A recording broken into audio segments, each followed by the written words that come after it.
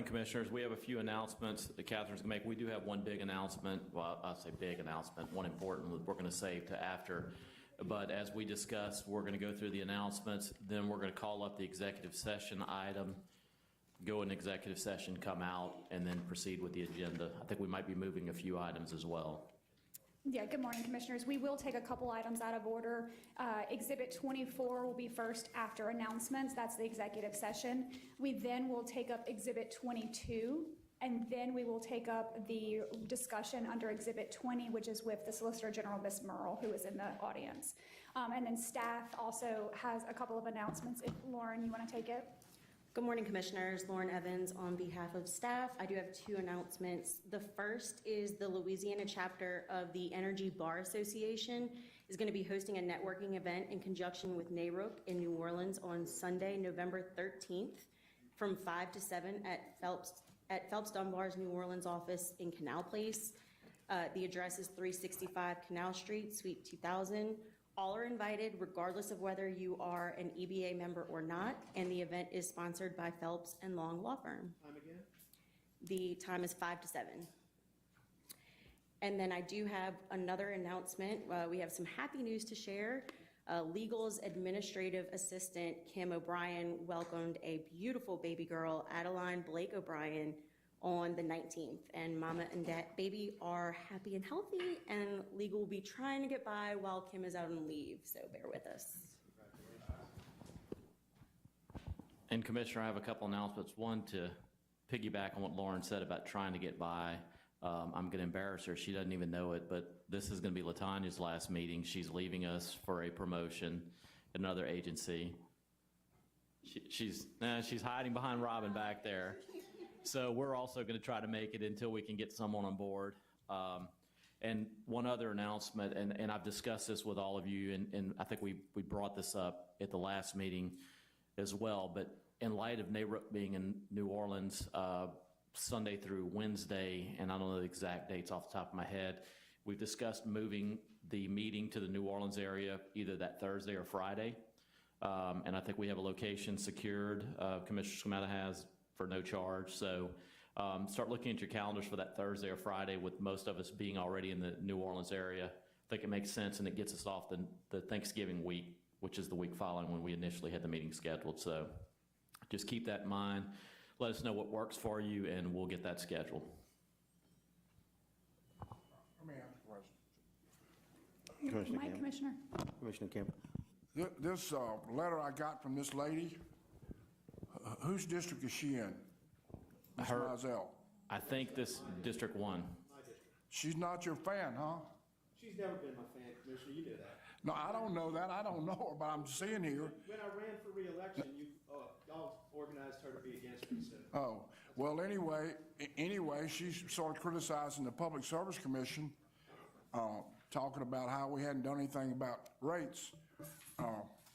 I didn't know what she's talking about. We've had lengthy discussions about rates, and I don't think we spent a whole 4 or 5 hours talking about energy. I don't know who this woman is. She seems like, if she's a representative, it must be a nice woman, but I'm reading her letter. It's off a little bit, because I know I'm doing everything I can do to try to lower rates. Mm-hmm. So they pretty much grouped us all in one bunch of folks. So anyway, I got this as, she must be running. Is this lady going to run for the Public Service Commission? This looks like an election. Commissioner, your mic. I would think anything's possible. Commissioner. Yeah. Anything's possible. Okay. All right. We live in a world of possibility. Okay, let me get back to the agenda. As I understand it, we're to take executive session. If we have no more announcements from the Commission, Commissioner Green. Do we have more announcements? Please, Commissioner Green. I just wanted to address, we've got some people reaching out to us, and Entergy, thank you for the assistance that you gave to people with their bills. They're getting denied without really understanding why, but I just wanted to put it on record. I think I've confirmed from Mark that the program has run out of money So if any of your constituents are asking or looking for that help, I think that's been exhausted to this point. And I just had a little comment I wanted to read on the hydrogen conservation, if that's okay, if I could read that now. I've had the pleasure of meeting with the companies and stakeholders recently about the potential benefits of green hydrogen and hydrogen hubs. For the Commission's benefit, I've reached out to Dr. David Dismukes because LSU is doing work researching hydrogen as an alternative fuel source, and I'd like to have Dr. Dismukes and other universities in the state who are researching the matter, I know ULL is doing some work as well, give a presentation informing us of where hydrogen is right now and where it can be in the future as we look at the best way to diversify our fuel sources. If staff can work with my office to make sure this happens, that'd be great. Any further announcements, commissioners? Okay, at this time, At I'd this like time, to we'll move on to Exhibit 24, and I need a motion to go into executive session, We please. need to read it. move by, yeah, read the in-ray, read the in-ray. So it's FERC docket number EL 20-72. It's the Louisiana Public Service Commission, Arkansas Public Service Commission, Council of the City of New Orleans, Louisiana versus System Energy Resources, Inc., Energy Services, LLC, Energy Operations, Inc., and Energy Corporation. It's a possible executive session to discuss litigation strategy pursuant to Louisiana Revised Statute 4216 at the request of the chairman. They're leaving now. Move to go into executive.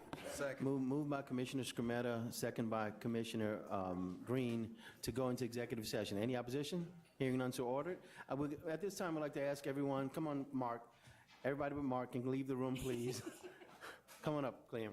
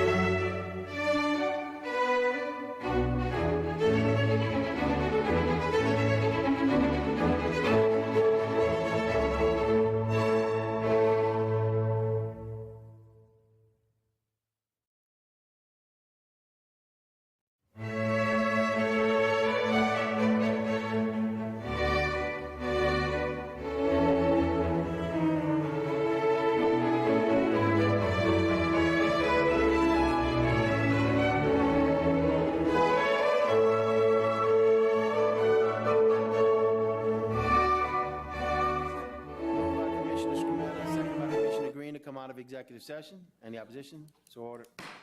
Okay, let me see, before we get rolling, I just want to jump in before Ms. Yes, sir. Bowman got a hold of this docket. Can we get some more chairs or something in here? We got so many people standing room only here.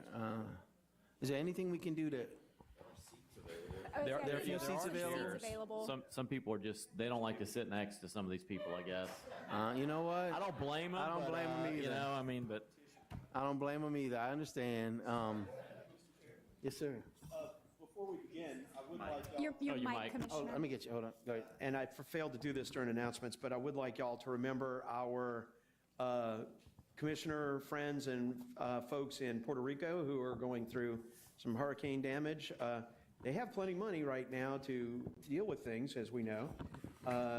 But the issue is they still suffered issues and damages. And I've reached out to our commissioner representative at CRUC. I have not heard back from her, but I understand about 30% or more of the island is back restored with power. But I'd like you to keep the folks in Puerto Rico in your mind. Thank you. Okay, thank you, Commissioner Scametta, because one of the things I wanted to add, even though we went to executive session and took announcements in advance of that, is that we probably have more announcements after executive session that we wanted to talk about. So it's not completely closed, and so that was very appropriate and important to raise the issue of Puerto Rico. We had our last CRUC, and it is now one of the partners in the regulatory and I guess colleges of thought and policymakers in this nation. Puerto Rico has risen and been very active and aggressive mostly because of hurricanes and storms, but they're back in now, and it's very important that we understand how difficult hurricanes and storms and weather events can be to a utility grid. So thank you, Commissioner Scremetta. At this point, I also want to turn it back to Brandon Fry to continue the announcements. And Chairman, I don't know if you want to make the announcement first, and then we'll read the resolution about, and I'll share some thoughts. I know you have some thoughts. I have a funny story I'd like to share. Okay. But you go ahead first. All right, thank you. Well, first of all, one of the things I wanted to talk about today, and look, I thought about so many different ways to approach this. I'm just going to say it directly. I want to take a minute, just a minute, to talk about Stan Perkins. We lost Stan last week. He was a longtime employee of my office, the District 3 office, as well as the Baton Rouge Commission staff as an auditor for years, and we can get into that. But Stan was really important to all of us in District 3. He was important to all of us in Louisiana, and anyone that worked with him had admiration for him. You know, all due respect to myself, you know, my entire office, Cecily, Jared, Anthony's moved on, and a few others over the years, but Stan was the glue that held us together, and sometimes I would sit there with problems and issues and just, you know, sometimes it's hard to figure this stuff out. Sometimes we have difficulty resolving problems, and we're fighting with companies, we're fighting with policy, and we're fighting with law, and we have lobbyists and so many other things moving at us, and sometimes in a commissioner's office, it gets pretty tense. And whenever those times would happen, and Jared would tell you, I would say, we need to go talk to Stan about this one. And Stan would always either have the best answer or even have seen it before and know exactly what to do. He was always there with to give us the calmness and the experience and the knowledge that the office needed. But more than that, he was a really good person, always calm, and just had a great leadership about him. He loved his wife, who, I don't know if you've heard this story, his wife passed 1 week before he did. Just to give you the end of the story, her funeral was on a Friday a week ago, and after the funeral that evening, Stan went home and passed away. And I'll be honest with you, we had a meeting with the members of our office, and we didn't know how Stan was going to make it without her. I didn't know how right we were. So I think ultimately he passed of a broken heart. I guess someone asked me, was it natural causes? I said, well, if a broken heart is a natural cause. I could go on, so I won't. I just want to say that Stan was extremely valuable to all of us, and that he's a great person and a great resource, a great husband and a great father. And I just wanted to take a minute to recognize a person who has given so much, and that he set a great example for all of us, and that he will definitely be missed. And I'll turn it over to Mr. Brandon Fry. Thank you, Mr. Chairman, and Catherine's got a resolution she's going to read into, but I want to share one story. It's one of my favorite Stan stories. Back when I was a young attorney with the commission, we were working on a very contentious case, and Stan was my witness. And I won't mention what it was because I don't want to embarrass anyone that was associated with it. I don't think anyone is in the room right now. But Stan was being deposed as my witness, and I was defending the deposition. And those of y'all remember Stan, he did not hear well, but he wore hearing aids. But he would selectively cut his hearing aids off and make the opposing counsel repeat the questions over and over to where he got so frustrated, and Stan and I just laughed and laughed at lunch afterward. It was one of the best depositions I've ever attended, and they got nothing out of Stan as a result of it. But that's the kind of guy Stan was. Great, always smiling, mentored a ton of us. You know, I've talked to some of the attorneys on the outside who said they learned about utility regulatory accounting from Stan. So I think his legacy is present in this room, and we have a resolution to that respect. So this is Resolution 1-22. It's a resolution to express condolences upon the passing of Stanley B. Perkins Sr. and to further express gratitude for his services to the Louisiana Public Service Commission. To express the condolences of the Commission upon the passing of Commission employee Stanley B. Perkins Sr. and to further express gratitude for his lifetime of service to the Commission and the people of the state of Louisiana, Whereas the members of the Louisiana Public Service Commission and its staff were saddened to learn of the passing of Stanley B. Stan Perkins Sr. on September 9th of 2022. And whereas Stan was a graduate of Xavier University in New Orleans. Whereas Stan, prior to his tenure with the commission, began his public service career serving in the United States Army. And whereas Stan, on November 23, 1992, was hired by the commission as a staff auditor and ultimately became audit manager director in 1998. He served in that position to his retirement from the commission on March 15, 2014, leading the commission's audit division for 17 years. And whereas Stan, during his tenure with the Audit Division, represented the Commission in hundreds of cases and mentored and trained numerous auditors, utility specialists, economists, and attorneys in utility regulation. And whereas Stan, as a speaker and representative of the Commission, was always smiling and welcoming at numerous conferences and forums throughout his tenure. And whereas Stan, following his retirement, was shortly thereafter called to return to public service, rejoining the Commission only 3 months later on June 14th of 2014 to serve the people of District 3 as an enforcement agent, a position he continued to serve until his passing, culminating nearly 30 years of public service with the Commission. Now therefore be it resolved that the Louisiana Public Service Commission does hereby express its deepest sympathies and sincere condolences to the family of Stanley B. Stan Perkins Sr. and does hereby offer best wishes, hopes, and prayers for comfort to those who mourn his passing. Be it further resolved that the Louisiana Public Service Commission does hereby express its deepest gratitude to the family of Stan Perkins for the gift and lasting legacy of his service to the Commission and to the people of the state of Louisiana. Be it further resolved that a suitable copy of this resolution be transmitted to Mr. Perkins's family. Thank you.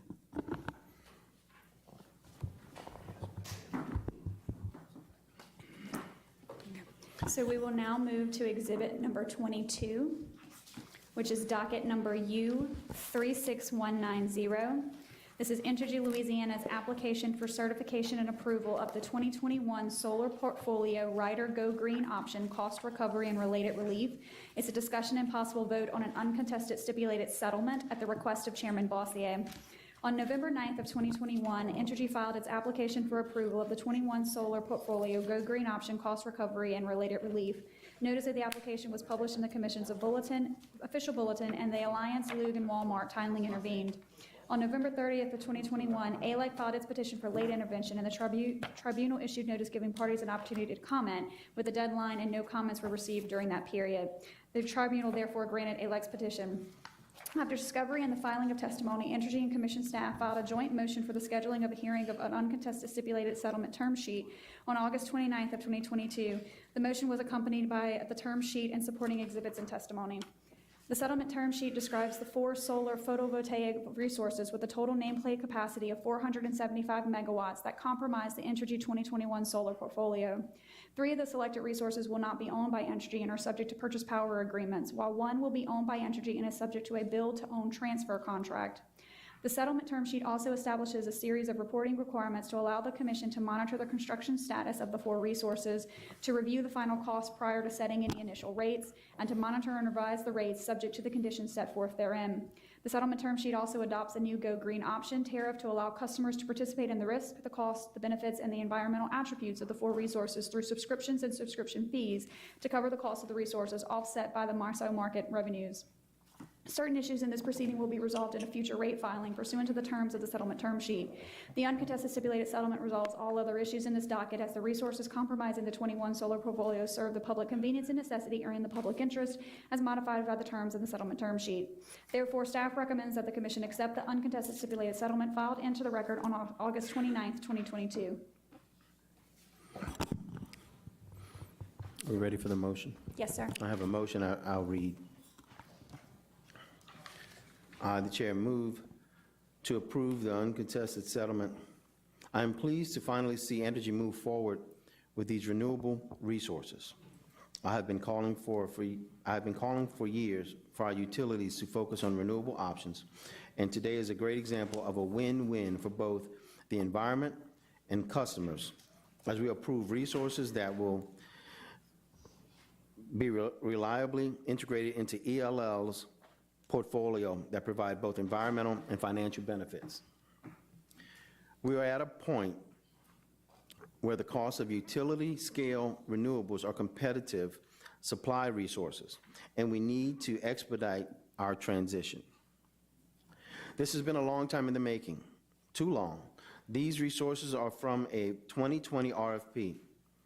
I appreciate that Entergy is in the process of seeking renewable resources from 21 and 22 RFPs, and I ask Entergy and staff to explore opportunities to expedite those requests as quickly as possible. And now I'll entertain a second. I have a question, but I'll second. Moved by myself, Chair, second by Commissioner Green. Commissioner Green, your question. Can anyone, Your mic, Commissioner, please. Oh, that's me. Go ahead. can anyone quantify how these are more economical now than they were during like Solyndra and all? Going to look to Ms. Evans, who was commission staff, and I guess call Entergy up to the table as well. And do we have a number for the residential impact of this yet? And my third question is, how does the low-income portion of this tariff work, and how those benefits flow to low income? Turn, hit, there you go. Mark Kleehammer and Elizabeth Ingram on behalf of Entergy Louisiana. I think your first question on quantifying the benefits versus the Solyndra timeframe, we know that the cost of the panels has come down dramatically over time. We've always looked at resource planning from, reliability, affordability, and sustainability. I would say when we go back into the 6, 7, 8, 9 timeframe, the sustainability piece was there, but not the affordability piece. And, we have, in our application, quantified the net benefits over time of these resources. I don't recall whether that's HSPM or not, but that was done when we were looking at gas prices around $3, $4. So the net benefits are significantly higher at this point. So Because I think of the between price of gas? Yeah, so when you look at the alternative of where natural gas pricing is and the drop in the cost of the panels, which are a good 40% of the overall cost of the project, somewhere in that range, this is significantly more economic and has made it into that resource triangle, including affordability. And then the low-income portion? Good morning. So the overall portfolio, Commissioner, is 475 megawatts that's coupled with this Go Green tariff that we've proposed. 10 out of the 475 megawatts has been allocated to this low-income program. And the way it would work is the customers that qualify, customers that meet qualifications for federal LIHEAP standards or who would qualify for the program would pay a lower fee than other residential customers that would participate for their allocation. And the way it was set is as long as prices in the wholesale market are at least $30, they would see a net credit on their bill. And as you know, with gas prices as high as they've been, we've seen prices in the wholesale market well in excess of that in the last year. Thank you. Any other questions while we have the Entergy representatives here? Okay, and I don't know if it was mentioned in the reading, when do we expect this to be online?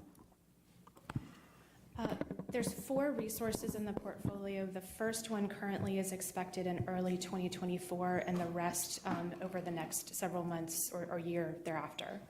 So they range between 2024 and 2025 for one of them. Okay, great.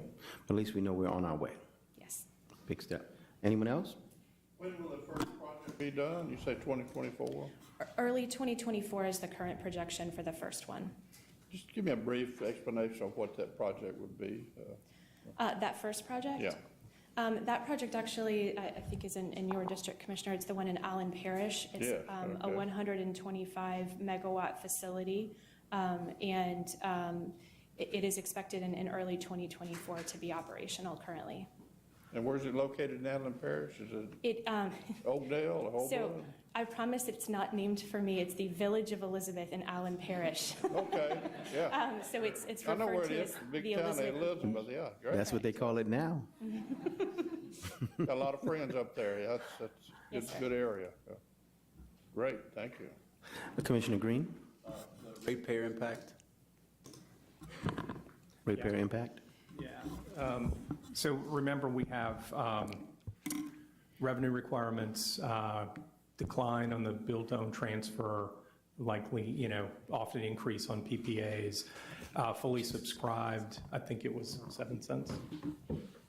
7 cents fully subscribed to the non-participating customers on their base portion of their bill, but there are offsets.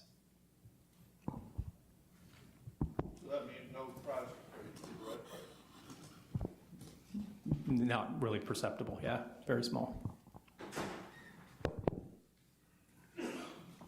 Okay, so we have a motion by the chair and a second by Green. Is there any opposition? All right, hearing none, what last item we're taking out of order is exhibit number 20, which is the reports, resolutions, discussions. Under discussions, there is a discussion with Louisiana Solicitor General regarding FERC docket number PL21-3, consideration of greenhouse gas emissions in natural gas infrastructure project reviews. And I'm going to ask Ms. Murrell to come up. Before I hand the floor over to Ms. Murrell, I just want to state for the record that the Commission is not taking any action today regarding this docket. And further, the Commission will not be engaging in any discussion that would be considered litigation strategy. Therefore, does not need to do an executive session. And Ms. Murrell, please just identify yourself for the record. Thank you. I'm Liz Murrell, and I'm the Solicitor General in the Attorney General's office. Mr. Chairman and members of the Commission, thank you for giving me some of your time this morning to talk to you a little bit about the policies that FERC has been promoting for comment. Louisiana citizens, as you know, and as you deal with every day, are facing unprecedented economic challenges. From finding baby formula, to buying groceries, to paying for fuel at the pump.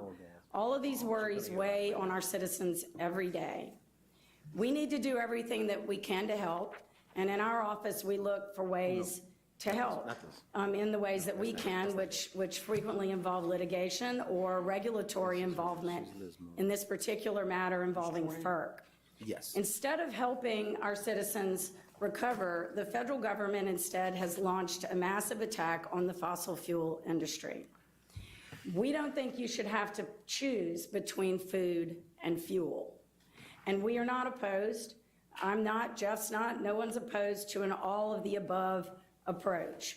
So we're not here to cast any kind of aspersions on any type of mix or movement or transitioning policies. Those are good. Louisiana's always been uniquely positioned to help with transitioning because we have enormous assets in natural gas. Louisiana accounts for 10% of the total marketed natural gas production in the entire United States and 8% of the nation's natural gas reserves.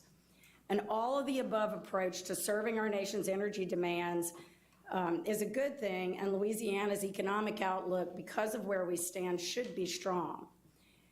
But an all-of-the-above energy mix is not the approach that this administration is taking. Instead, it has a massive assault on the fossil fuel industry. So instead of economic growth and strength, what we face is job loss, land loss, revenue loss, and economic decline due to the administration's misguided war on fossil fuels. Electric everything is the solution this administration has embraced, even though the grid is not ready. Many American consumers already face reliability issues. These issues will not go away because these policies serve only to make us more dependent on foreign power producers and diminish domestic investments and diminish national energy independence. Power shortages loom large. I know you deal with this problem every day that in your jobs as commissioners. And this is before the government mandates electric appliances and electric cars.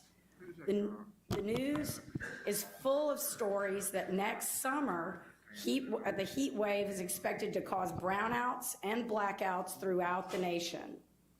Running a power grid is complicated business, but the FERC means to make it worse through its recent proposed policies on greenhouse gas emissions and its efforts to fundamentally restructure the electric grid by executive fiat. It's constant repetition in the recent transmission planning rule. 116 times, the FERC uses the phrase resource mix and a thinly disguised effort to place more renewables into the energy base without any actual authority to restructure that base. They're taking your authority in order to do that. And we're conscious of losing state authority that has been placed in the hands of this commission by the citizens of Louisiana through the Constitution and the laws of this state. That's part of what I do. That's the kind of thing that I guard against when I engage on these policies. Wind and solar are fine sources of supplemental energy, but they're not without their own issues, and they are not capable of providing us with stable, reliable energy sufficient to meet the demands of this nation. We've seen the result of ill-advised mandates in California with power shortages and major price spikes. FERC would impose the burdens of these risks on our state and on state ratepayers who did not choose them and instead chose more stable energy sources. The net effect of FERC's misguided gamble is to destabilize local electricity markets. This is a bad idea with the capacity to wreak real damage. At the Louisiana Department of Justice, we're fighting every day to protect individual liberty and also to preserve our independence from this kind of federal overreach. We have fought these misguided policies at every turn. I specifically have launched a number of lawsuits. We recently were successful in helping to push the only oil and gas lease sale that we think will occur and has occurred so far under this administration. And we have filed comment letters at FERC, as I know that you have. We have comment letters that we filed an intervention on the GHG rule. That, along with a massive input of interventions from industry and states, resulted in FERC pulling back those policies and submitting them to notice and comment, which is what they should have done all along. And so now they are being subjected to notice and comment. I don't think it will change the vote at FERC, and I think those policies will continue to move forward. They might tweak some things, but they're not going to tweak what matters to us most, which is the attempt to kill the fossil fuel industry through their authority to evaluate certificates of public need on a pipeline application. The other rule that they've adopted, that they've put out for comment, and I believe you're subject to submitting comments on this rule as we have, is the transmission planning rule. And that rule, again, is one that inherently attacks your authority. It requires us to take into consideration and determine whether our rate-making approvals are consistent with the laws of other states, and mostly those that would be adjacent to us. Now, nobody knows what consistent with means. What FERC has done in that rule is essentially create a very, very subjective mechanism by which they want to restructure the grid. They want to take the power to FERC so that they can restructure the grid by determining whether or not the resource mix is appropriate. We think that is a huge problem. The United States Supreme Court recently issued an opinion called West Virginia versus EPA. And in that opinion, they gave a lot more direction and explanation of what the court considers when it evaluates something called the major questions doctrine, whether Congress is actually given authority to an agency to adopt a regulatory scheme that has major economic and social consequences for the country. So EPA's Clean Power Plan efforts to do that were stopped by that opinion, but now what we see is a transfer of that effort to FERC. And so what I'm here to urge you to do and to invite you to do is simply to join with us in our office to protect your authority and to protect the citizens and the consumers of our state from the federal overreach that is doing nothing but damage to our people and our economy. So I thank you for your time. I'm happy to answer any questions that you have about any of these policies. And I'm in touch with your staff on these issues regularly. Great. Thank you for the presentation. And at this time, I think we have a question from Commissioner Skrmetta. Yeah, I'd just like to share some data with you, really, and some information on two things. One of which, and I'm sure you're already aware of, is in the Inflation Reduction Act as a follow-up to West Virginia versus EPA. The Congress took the opportunity to modify the CLEAR Act by tagging on an element to define carbon dioxide as a pollutant, which had not been done and did not have authority to do pre-West Virginia versus EPA, and questionably still has done through an add-on into the Inflation Reduction Act. But, you know, as I serve at the NARUC on the board of directors, and I serve on their Washington Action Committee, and we, you know, get reports from our staff in Washington. And one of the things we received was the following, and that is, as part of a must-pass continuing resolution that's coming on a stopgap funding legislation to avert the government shutdown, the Senate will be considering legislation addressing federal energy infrastructure permitting reform drafted by Senator Manchin. The intent of the legislation is to speed up and streamline the federal permitting process for energy infrastructure, particularly electric transmission, natural gas pipelines, storage, renewable energy production projects. But however, the legislation also includes a section which completely preempts what is left of electric transmission siting by states. Now, since 2005, with the passage of the Energy Policy Act, Congress has been preempting state authority, slowly but surely, and with regard to siting transmission projects. Last year, in 2021, the Infrastructure Investment and Job Acts eliminated backstop authority when citing in the EPA Act, and then replaced it with a regime that allows the FERC to overrule a state.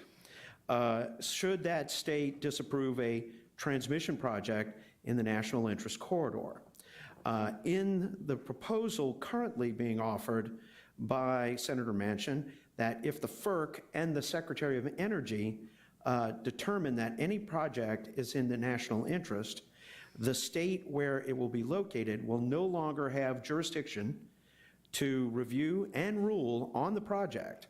The provision will, in essence, finish what the federal government began in 2005 and place electric transmission squarely in the FERC jurisdiction whenever and wherever and the Secretary, the FERC and the Secretary choose.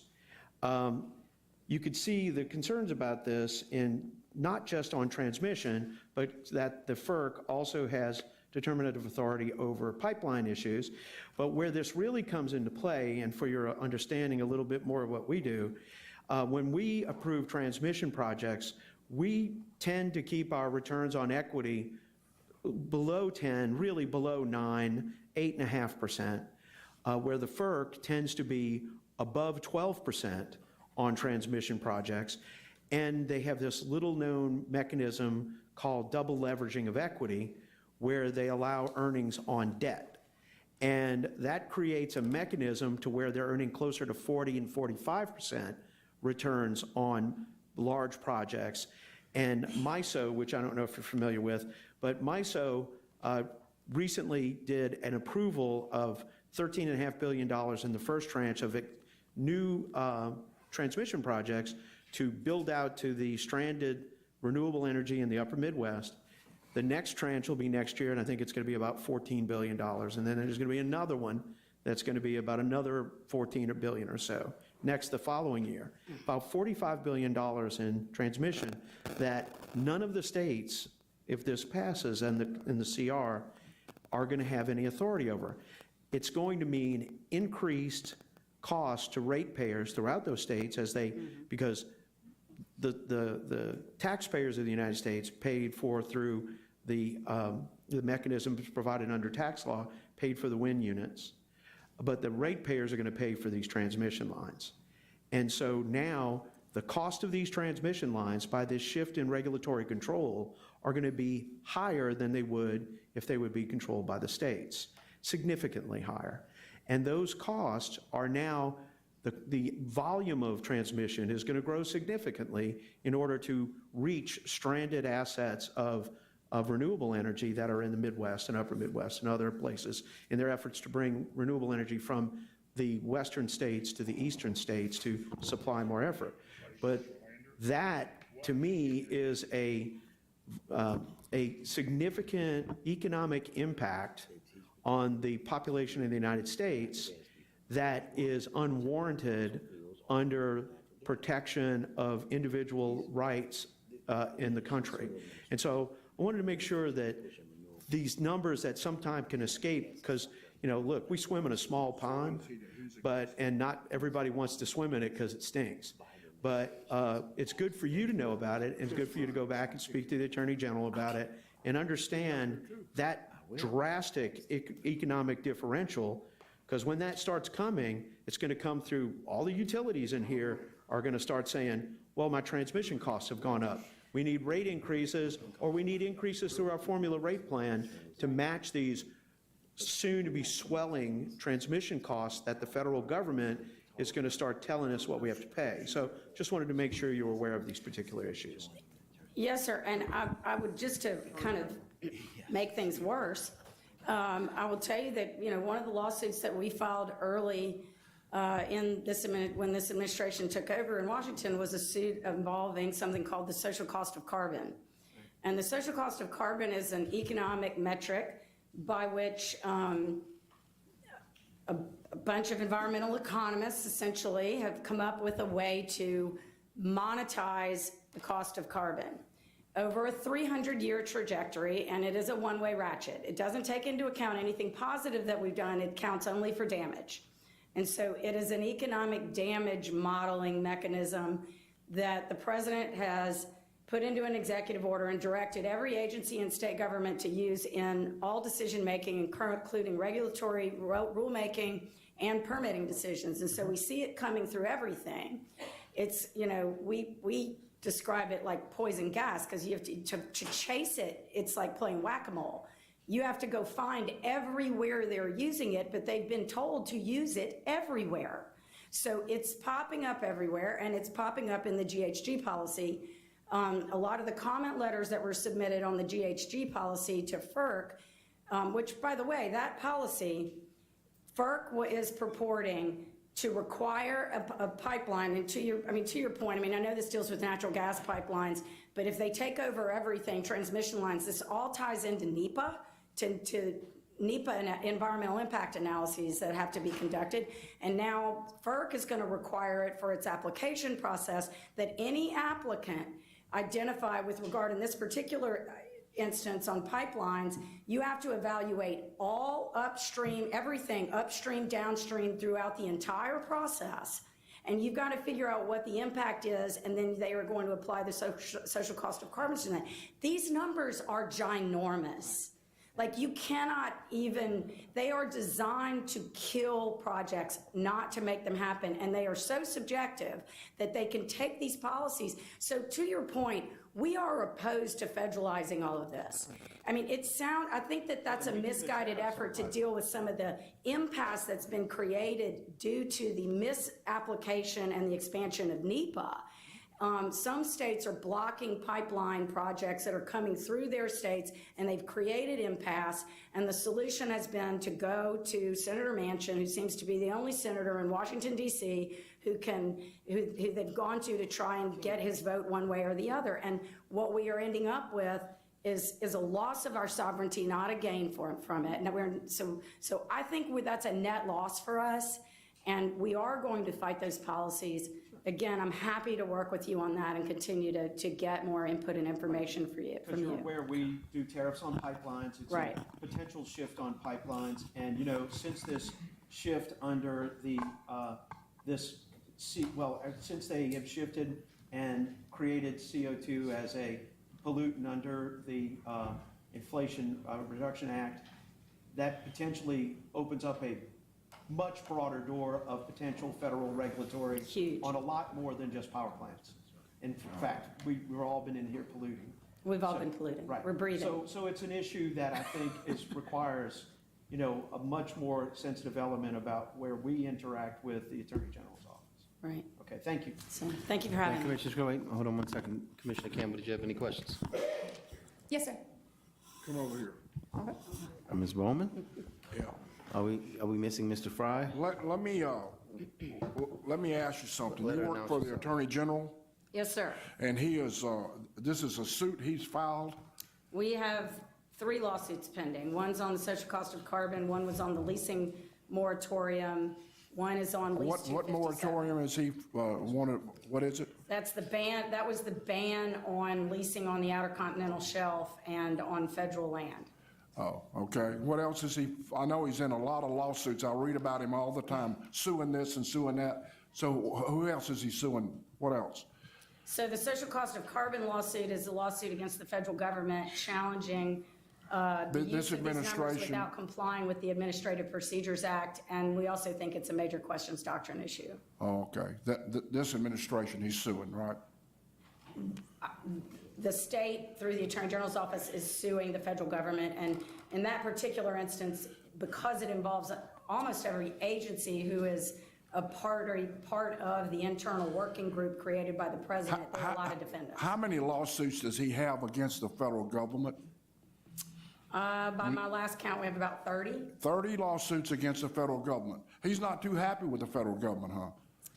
We are generally trying to protect our state from the loss of 30 lawsuits against the sovereignty. federal government?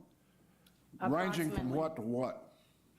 Ranging from what to what? He's in all kind of school issues and he's straightening out the state. Is that 30 lawsuits? Some of those lawsuits we are partnering, in every one of those lawsuits, we're partnering with a large number of other states. Some of those lawsuits, say, involve immigration policy, they involve education policy, they involve energy policy. We have at least 5 that relate to energy policy. We have 1 that relates to 401 rules. All of these lawsuits right now involve the question of whether the government has the authority to impose these policies through agencies without the direction of Congress, or whether they have complied with the Administrative Procedures Act properly to take into account notice and comment to the states when they affect us, either through our sovereign powers or major grant programs like Title IX or Medicaid, where we are facing the loss of significant amounts of federal dollars based on their change in policy without providing notice and comment. Well, you wasn't in favor of expanding Medicaid. Now you're worried about losing dollars? Commissioner Campbell, I have Well, let me ask you something. I want to ask you something. It's what I've noticed. Are you in conjunction in any lawsuits with somebody that's not a Republican, any governor, or do you have any lawsuits with any other state that doesn't think just like you think, or close? I know your boss is a nice fellow. I'm not saying, in all due respect, he's very much a Republican against the government. I got it, and he shows that daily with all 30 lawsuits. Might be a record. Do you have any states that join you that don't have a Republican governor? I think some of the energy cases that we have are bipartisan. We have some, because of especially the leasing moratorium case, because it affected so much money that states depend on. Like give me a state that's joined you that's bipartisan.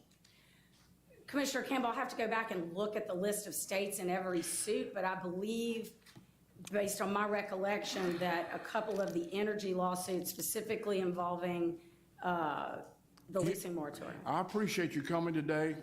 I'm skeptical of people. I'm skeptical of the Attorney General having 30 lawsuits against the government. It reminds me of the time we had 30 lawsuits against people who didn't want to integrate. For a little history record, you might need to hear this. In the legislature, Jimmy Davis was governor, and they passed a bill every 10 minutes, and the Attorney General the Supreme Court knocked it out. They passed 3 in one day. So I'm just, looks like this man is. Well, Commissioner, my only comment would be we've obtained injunctions in virtually every one of them. So that we've been able, in fact, we got another one today on the attempt to impose a vaccine mandate on Head Start teachers and masking of 2-year-olds. So these issues are not, I understand how you view them, and I appreciate your point of view.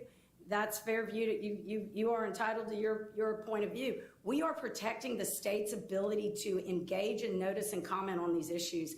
And we may not win in the end on the policy, but we should have the opportunity to be able to engage in the process. And that's what our system was built to accommodate. And when they adopt these policies without giving us an opportunity for notice and comment, which is what FERC did with the initial GHG policies, then they are violating the law. And we should be able to go out there and fight for our right to participate in this discussion. So that's what we're doing. I got your speech. It's just what you're not saying is there's two sides to every story. This is your style, and you ought to have the right. I give you the right. But I say, I don't know enough about this for this, and just to go along with the Attorney General because he wants to sue somebody else or whatever. And we're not asking for the commission to take any action today. The only thing, I asked Ms. Merle to come and explain the AG's position because it's a lawsuit, it's not a lawsuit. The FERC policy is something that we are also heavily involved in. And so that's all this is. Well, I know that. The commission is not taking any action today on joining or not joining or supporting or not supporting the AG's position on this. Yeah, well, okay, good deal. If we were, I would not vote for it. Hold on. Let me double check. Commissioner Campbell. Commissioner Campbell, do you complete your statement? Or give him a second, Mike. Commissioner Campbell, any further comments? No. Thank you for coming. Okay. You did a good job. All right, I have a question by Commissioner Francis. Okay. The other side of the story, ma'am. Do you believe the Attorney General in these lawsuits in pursuit of the federal government is supporting the majority of what Louisiana citizens expect for the Attorney General? Would you say yes to that? I would say yes to Okay, thank you. I believe that's the right answer for most of the voting public here in Louisiana. Thank you for those 30 lawsuits. We may need a couple more. Okay, thank you. I got my statement of work. Thank you. Thank you. Wait, I want to conclude if you don't mind. I was conducting a meeting otherwise. First of all, I want to thank you for coming by and giving us your position on this. And again, it's a case I want to know more about. And I think that's why Ms. Bowman was asked to come up here. But I'd like to know more about the case and know more about what's going on. But overall, I have to admit, it seems very political. But legally substantive questions need to be answered. But I completely think that something has to be done, either at the state level, federal level, or everywhere in between to protect not only our environment and to diversify our fuel mix. As a state regulator, not a federal employee of any type, I have fought and fought and fought from my first day at this commission to diversify our fuel mix with not only use of natural gas and fossil fuels, but to ask everyone in this room who has anything to do with energy at any level to find ways to bring in solar, to find ways to bring in wind, to find ways, we even have hydro in this state, and to find more ways for us to involve and diversify, because I think every portfolio needs diversification. And in doing so, not only do we protect the energy of our customer base and the residents and the businesses of Louisiana, we're less likely to the swings of the market, which goes to the price and expenses. At the same time, I don't think that's a political stand. That's a Louisiana economic regulatory stand.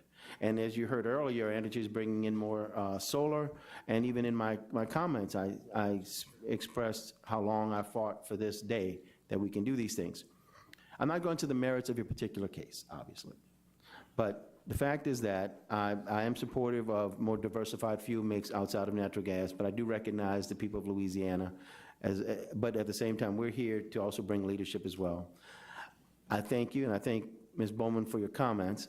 And what we will do is, at the appropriate time, I think our commissioners, myself and the commissioners, will have a more in-depth discussion about the merits of your case. And maybe at the October or November executive sessions. And I ask that Catherine be our point person to work with the Attorney General's office to decide whatever we determine to do. I will side with Commissioner Campbell and say that at this point I'm less likely just to tip the scales a little bit. But we will have, I'm sure, a very, very, very lively discussion about it going forward. And Mr. Chairman, I'll just say that with these policies right now at FERC, there's no pending lawsuit yet.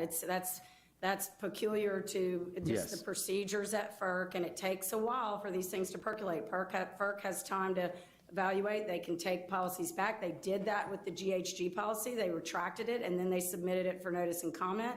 And then there's a time period for interventions, and just like here, for litigating. So it's a longer runway before this would actually result in litigation, and they might modify their position. Of course. That's why we engage early, and we want to let them know what we want to protect. And we don't have to take the same position through our office and your office. We want to make sure that we're together protecting your ability to regulate. And we won't dictate how you vote on any matter. We do want to protect your right to do it. Once again, I completely understand that. As I said, I didn't want to get too much into the merits of the case at this point in time, but I recognize that it has an authority component to it as well, and that will be carefully discussed, as well as any political ramifications, any thoughts, feelings, or leanings we may have will all come out in executive session, but not in a public forum. But I thank you very much for your comments. Thank you for coming here and give us an opportunity to consider this case, or consider this action. Thank you for having me. Thank you so much. Anyway, are there any further questions? Thank you very much. Okay, thank you.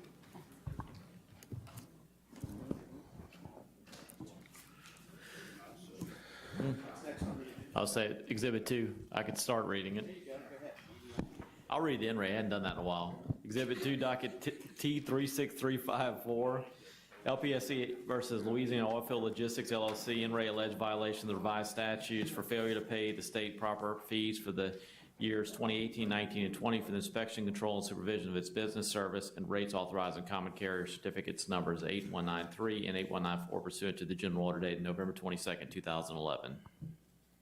This is a discussion and possible vote pursuant to Rule 57 on We're an going back to the affidavit and beginning. stipulation executed by the carrier, so this will need 2 votes.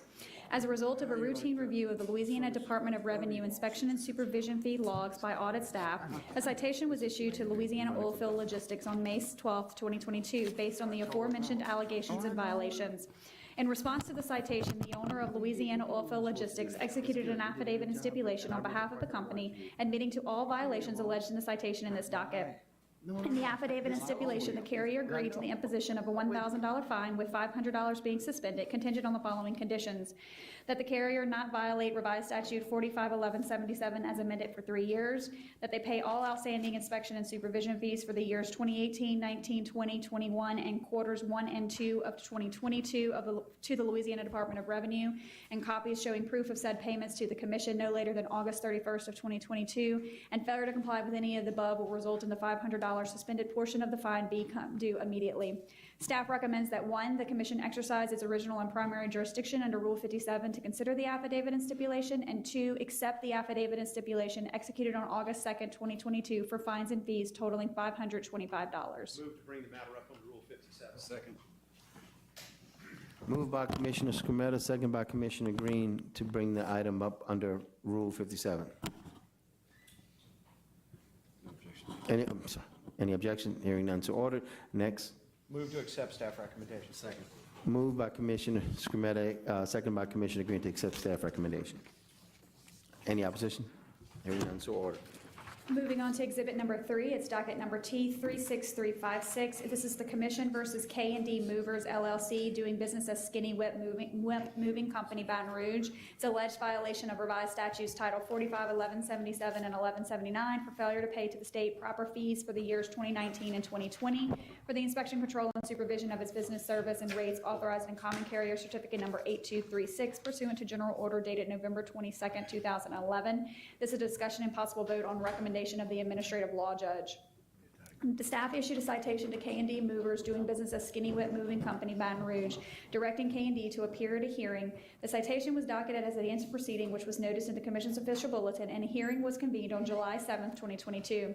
Staff appeared and presented evidence in support of the allegations. The carrier did not appear and present a defense. In the citation and at the hearing, staff alleged that K&D failed to file its quarterly ISF fee reports and pay the properly calculated ISF fees for 2019 and 2020.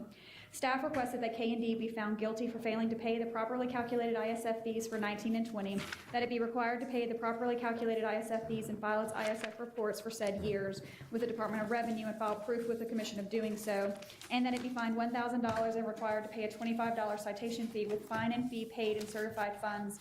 In support of his allegations, staff presented the testimonies of Auditor David Anding and Transportation Administrator Tammy Burrell. Mr. Anding and Ms. Burrell both described the audit process in which they determined K&D failed to pay properly calculated ISF fees for the years and the steps they took to make K&D aware of the Commission's audit conclusions and the Commission's ultimate issuance of the citation, as well as the outcome that staff sought in the matter. Louisiana Revised Statute 451177 requires that each commission-regulated motor carrier pay to the state through the Department of Revenue ISF fees, which are to be paid quarterly and are measured by the carrier's gross receipts derived from activities that are subject to control and jurisdiction of the Commission. Revised Statute 451177 provides that the annual reports filed with the Commission shall be used to determine the amount of gross revenues upon which the fee is to be computed. K&D filed sworn annual reports for calendar years 2019 and 2020, however, did not file quarterly ISF fee reports with the Department of Revenue for either years, and did not pay fees based upon these sworn annual reports filed with the Commission in accordance with law. K&D was provided notice of the audit findings in the hearing of this matter, but as of the date of the hearing was not in compliance and did not appear at the hearing and present any defense. Based on the testimony and documents admitted into the evidence at the hearing, the ALJ recommends that 1, K&D Movers, DBA Skinny Wet Moving Company, Baton Rouge, be found guilty of violating Revised Statute 451177 by failing to file quarterly ISF fee reports and pay the properly calculated quarterly ISF fees to the state for calendar years 2019 and 2020. That the carrier is required to file its delinquent ISF fee reports and pay the properly calculated ISF fees for years 2019 and 2020 with the Department of Revenue within 60 days of the date of issuance of this order, and submit proof of same to the Commission within 10 days of submitting the reports and payments to the Department of Revenue. That pursuant to the Commission's general order dated November 22nd, 2011, and Revised Statute 45171C, a fine of $1,000 is hereby imposed upon K&D Movers, and that this amount must be paid to the Commission in certified funds within 60 days of the date of issuance of this order. And 4, that the pursuant to the Commission's general order dated June 7th, 2006, a citation fee of $25 is hereby imposed upon K&D, and that this amount must be paid to the Commission in certified funds within 60 days of the date of issuance of this order. And we will entertain a motion in a second. Move to approve and adopt the recommendation of the administrative law judge. Second. 57. No, it's just a recommend. Commissioner Francis. Tammy Burrell. I think, can you turn his mic on, please? Oh, I'm sorry. Go right ahead, Commissioner. Tammy, no show by Skinny Whip? No, sir, they did not appear at the hearing. Skinny Whip didn't show up. Okay, all right, thank you, just wondering. We have a motion by Commissioner Scametta, a second by Commissioner Green to accept staff's recommendation. Any opposition? Hearing none, so ordered. Next item, please. Exhibit number 4 is docket number T36467. This is the Commission versus Uncle Sam's Moving Corp. regarding an alleged violation of Revised Statute 45161 through 180.1 by engaging in activities related to moving household goods prior to complying with the requirements of 45164E and General Order dated March 16, 2021 for failure to comply with the requirements of General Order dated April 3, 2008 as amended. Is a discussion and possible vote pursuant to Rule 57 on an affidavit and stipulation executed by the carrier, so this will need 2 votes.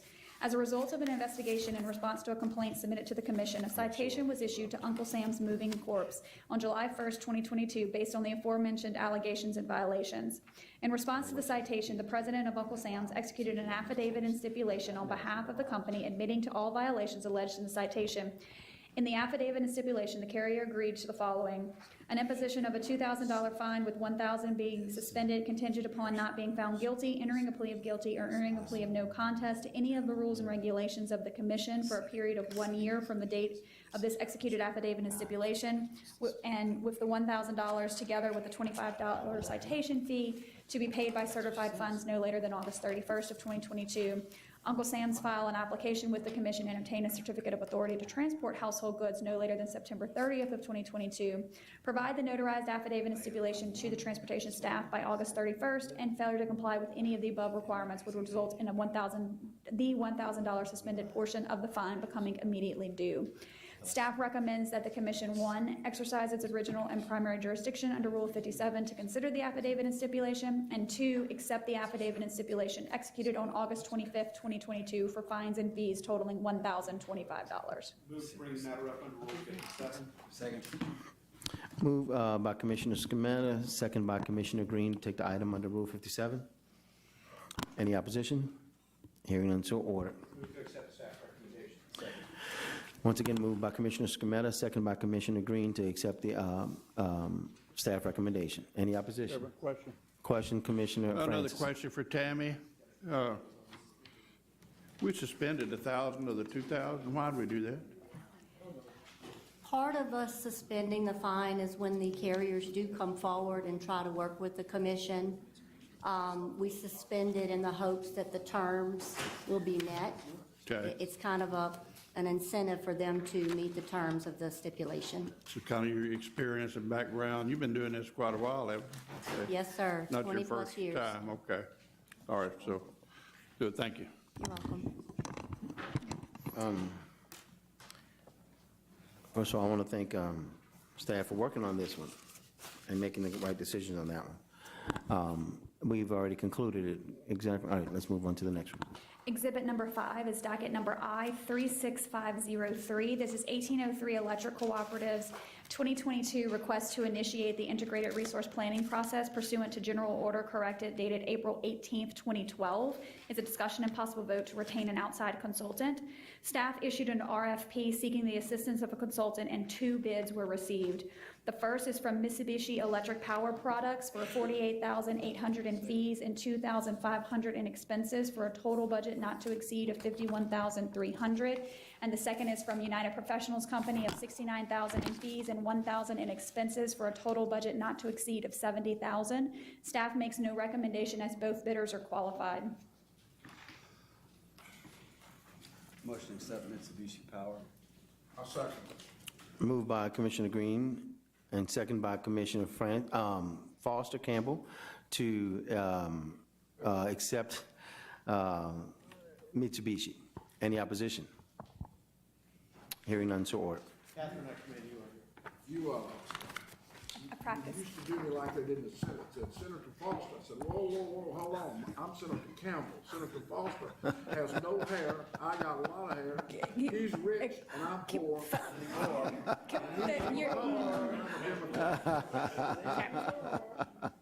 Exhibit number 6 is docket number R35568. This is the Commission's analysis of viability and potential development of rate schedules for inclusion of 5G cellular telephone and broadband equipment onto existing infrastructure of all electrical distribution poles. This is a discussion and possible vote on a budget increase for McHugh Group due to an expansion of scope.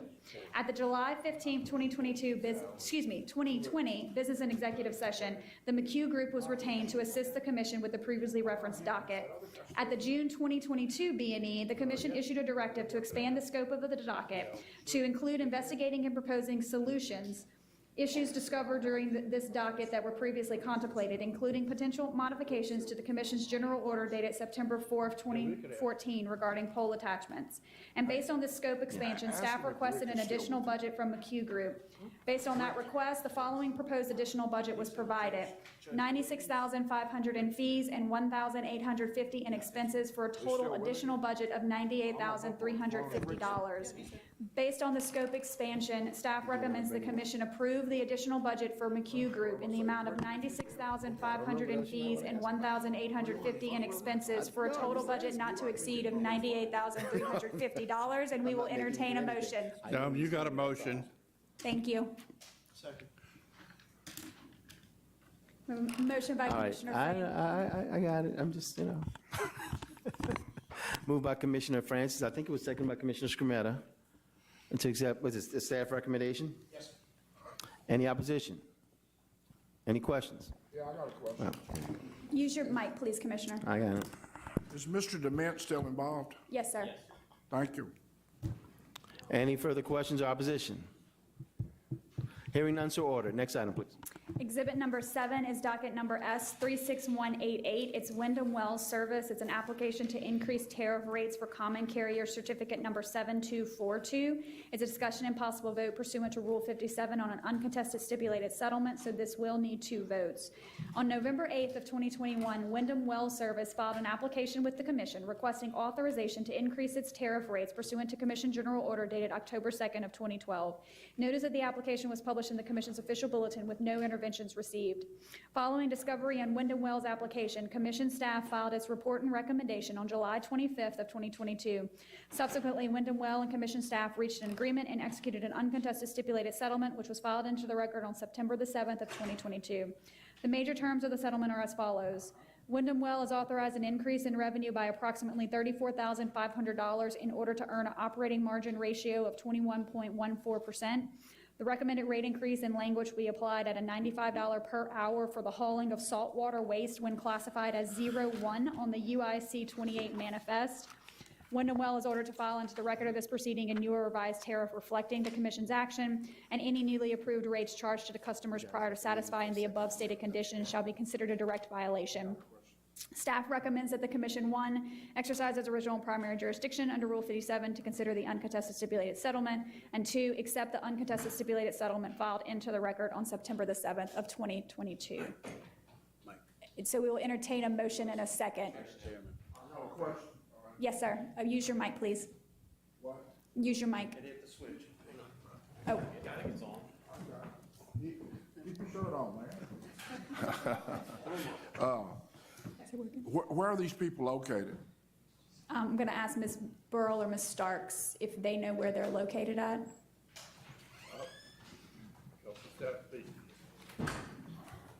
Everybody's okay? Yeah. Where are we now? I'm sorry. Tanika Starks on behalf of staff. Commissioner, I'm not sure where exactly they are. I know it's in northern Louisiana, though. They're not in Louisiana? Northern Louisiana.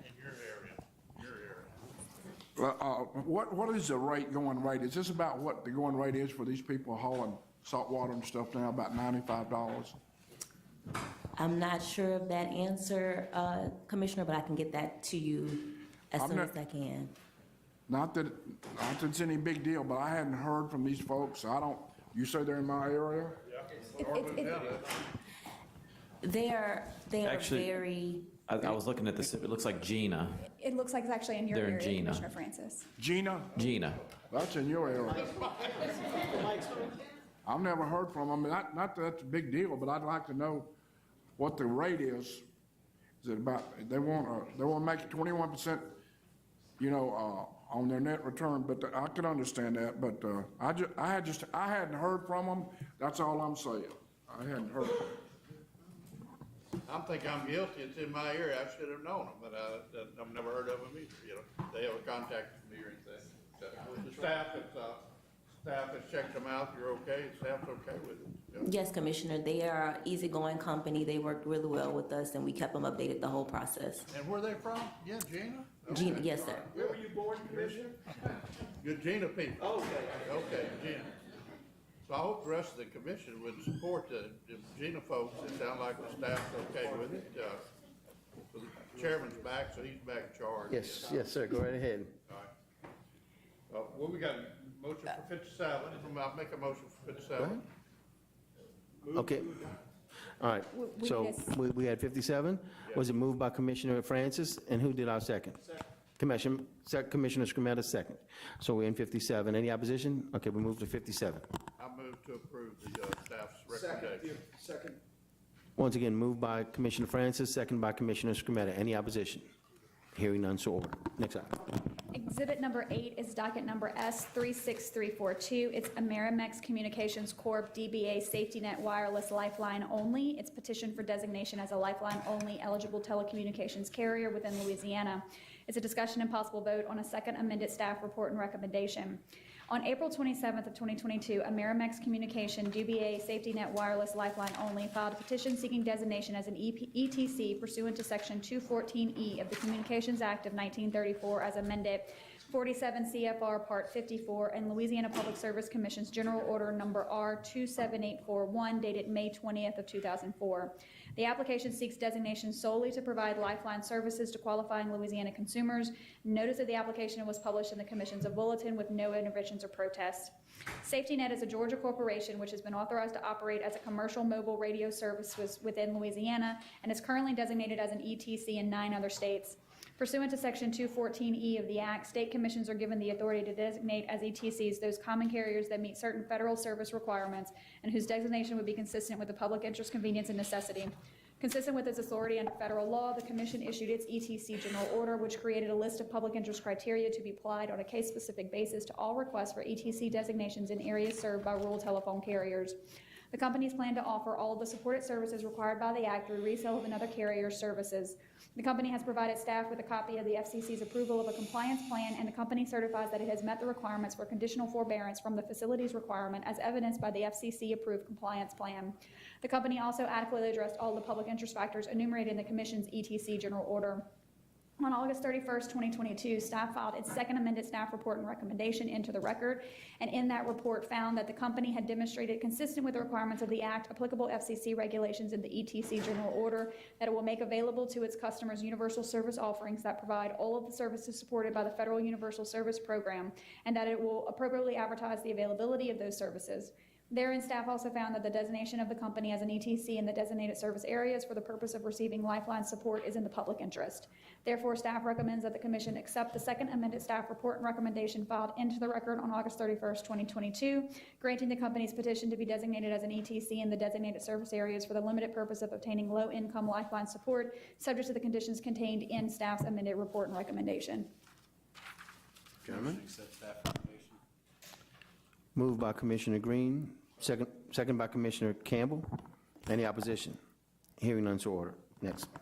Exhibit number 9 is docket number S36343. This is Northeast Telephone Services petition for designation as a lifeline-only eligible telecommunications carrier within Louisiana. Is a discussion and possible vote on staff report and recommendation. On April 26, 2022, Northeast Telephone Services filed a petition seeking designation as an ETC pursuant to Section 214E of the Communications Act of 1934 as amended, 47 CFR Part 54, and the Commission's ETC General Order. The application seeks the designation solely to provide lifeline services to qualifying Louisiana consumers, and notice of the application was published in the Commission's official bulletin with no interventions filed. NTS was formed in 1986 as a wholly owned subsidiary of Northeast Louisiana Telephone Company, which has been a rural incumbent local exchange carrier since 1946. Currently, NTC operates a competitive local exchange carrier and internet service provider. Pursuant to Section 214E of the Act, state commissions are given authority to designate ETCs those common carriers that meet certain federal service requirements and whose designation would be consistent with the public interest, convenience, and necessity. And consistent with the federal authority, the Commission issued its ETC General Order, which created a list of public interest criteria to be applied on a case-specific basis to all requests for ETC designations in areas served by the rural telephone carriers. On August 24th of 2022, staff filed its report and recommendation on the company's petition into the record, wherein staff found that the company demonstrated its compliance with requirements of the Act, applicable FCC regulations, and the ETC General Order. This staff also found that the designation of the company as an ETC in the designated service areas for the purpose of receiving lifeline support is in the public interest. Staff recommends that the Commission accept the staff report and recommendation filed into the record on August 24th, 2022, and grant the company's petition to be designated as an ETC in the designated service areas for the limited purpose of obtaining low-income lifeline support, subject to conditions contained in staff's report and recommendation. Motion to accept staff recommendation. Hold on. Can I get Ms. Churchwell to come up, please? Representative of the company, please. Yes. Yeah. Yeah, this is Northeast this is- Electric. No, it's a different one. This is Different not- He's not representing. Mr. Churchwell is someone representing this? I was a little ahead of myself, but I'm thinking about that. I've got you on my mind. Thank you, appreciate it. You're always on mine. Well, you wouldn't be happy. Did you want someone else to come up? All right, so do we have a motion, Commission? Motion. Moved by Commissioner Franz, jeez. Moved by Commissioner Campbell. Do I get a second by Commissioner Green? Any opposition? Hearing none, so ordered. Next one, please. Exhibit number 10 is docket number S36348. This is Cleco Power's application for renewal of Cleco Power's blanket financing authorization approved by the Commission in order number S34866. This is discussion and possible vote on staff's report and recommendation. On April 29, 2022, Cleco Power filed its application seeking a renewal of its current 4-year blanket financing authorization set to expire December 31st of 2022. The application was published in the Commission's official bulletin and no interventions were filed. The Commission retained Jane Kennedy and Associates at its June 2022 business and executive session to assist the Commission staff with determining whether the blanket financing authorization should be extended, and if so, with the approval process for each applicable debt issues authorization request over the period of the blanket financed authorization. Cleco's application seeks to extend the company's blanket financing authorization through the end of 2026 and reiterates that the program has worked well from the standpoint of all parties for a period of nearly 16 years. The application states that the procedures authorized by the 2010 blanket financing order, the 2014 order, and the 2018 order have operated as designed, allowing Cleco to respond timely to changes in the capital markets while ensuring extensive and active LPSC staff oversight and review of Cleco Power's proposed financing transactions. Cleco's application to extend the program requests blanket financing authorization for an amount not to exceed of $640 million. This amount includes specifically identified projected financing needs together with a contingency of approximately 10% for less forecasted needs. Cleco's application also seeks authorization from the Commission to increase the amount of its revolving credit facility by $100 million up to $400 million under the blanket financing authorization procedures. In its review, staff found that the current blanket financing authorization has operated as intended. There were 6 requests for financing authority filed by the company, subject to the 2018 authorization, and in all cases, Cleco provided the necessary documents in order for staff to review the requests completely and timely. As such, staff issued letters of non-opposition related to those requests. No problems with the operation of the blanket authority were noted by staff or the company in the investigation of the company's request in this proceeding. On August 31st, 2022, staff filed its report and recommendation concluding that authorization should be renewed. Staff reviewed the stipulated terms in effect under the current blanket authority and found that the same terms with only a few minor modifications should be carried forward to regulate the operation of the current blanket authority. Staff also found that the requested increase of Cleco's revolving credit facility is reasonable due to the increased level of recent storm restoration costs, current and expected inflationary pressures, and the fact that the maximum amount has not been increased since 2010. Therefore, staff recommends that Cleco's blanket financing authority for long-term and short-term financings be renewed for an additional 4-year term through December 31st, 2026, subject to the terms filed in staff's report and recommendation on August 31st, 2022. Okay. First of all, does anyone have any questions on this one before we call the roll? I've got a question. Yes, sir. Who on the staff? Kennedy. Can you turn his mic on, please? Already did it. Kennedy worked with the staff on this? Yes, sir. And who do we have on staff that worked? Miss Evans. Oh, good, Lauren, okay, good for you. Looks like it's been 12 years since they had an extension on their money, right? Their line So of credit. we've actually been, Lauren Evans on behalf of staff, we've actually been extending it every 4 years since about 2010, but it's been working very well for both the company and for staff.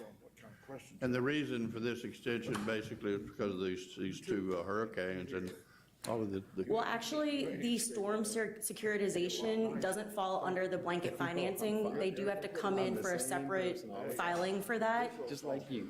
This is just for their long-term and short-term Wait, debt. hold up. We'll let you get through over here first. Yeah. All right. Commissioner Francis, you have the floor. You got Please the go ahead. floor again. Thank you very much, Chairman. Okay.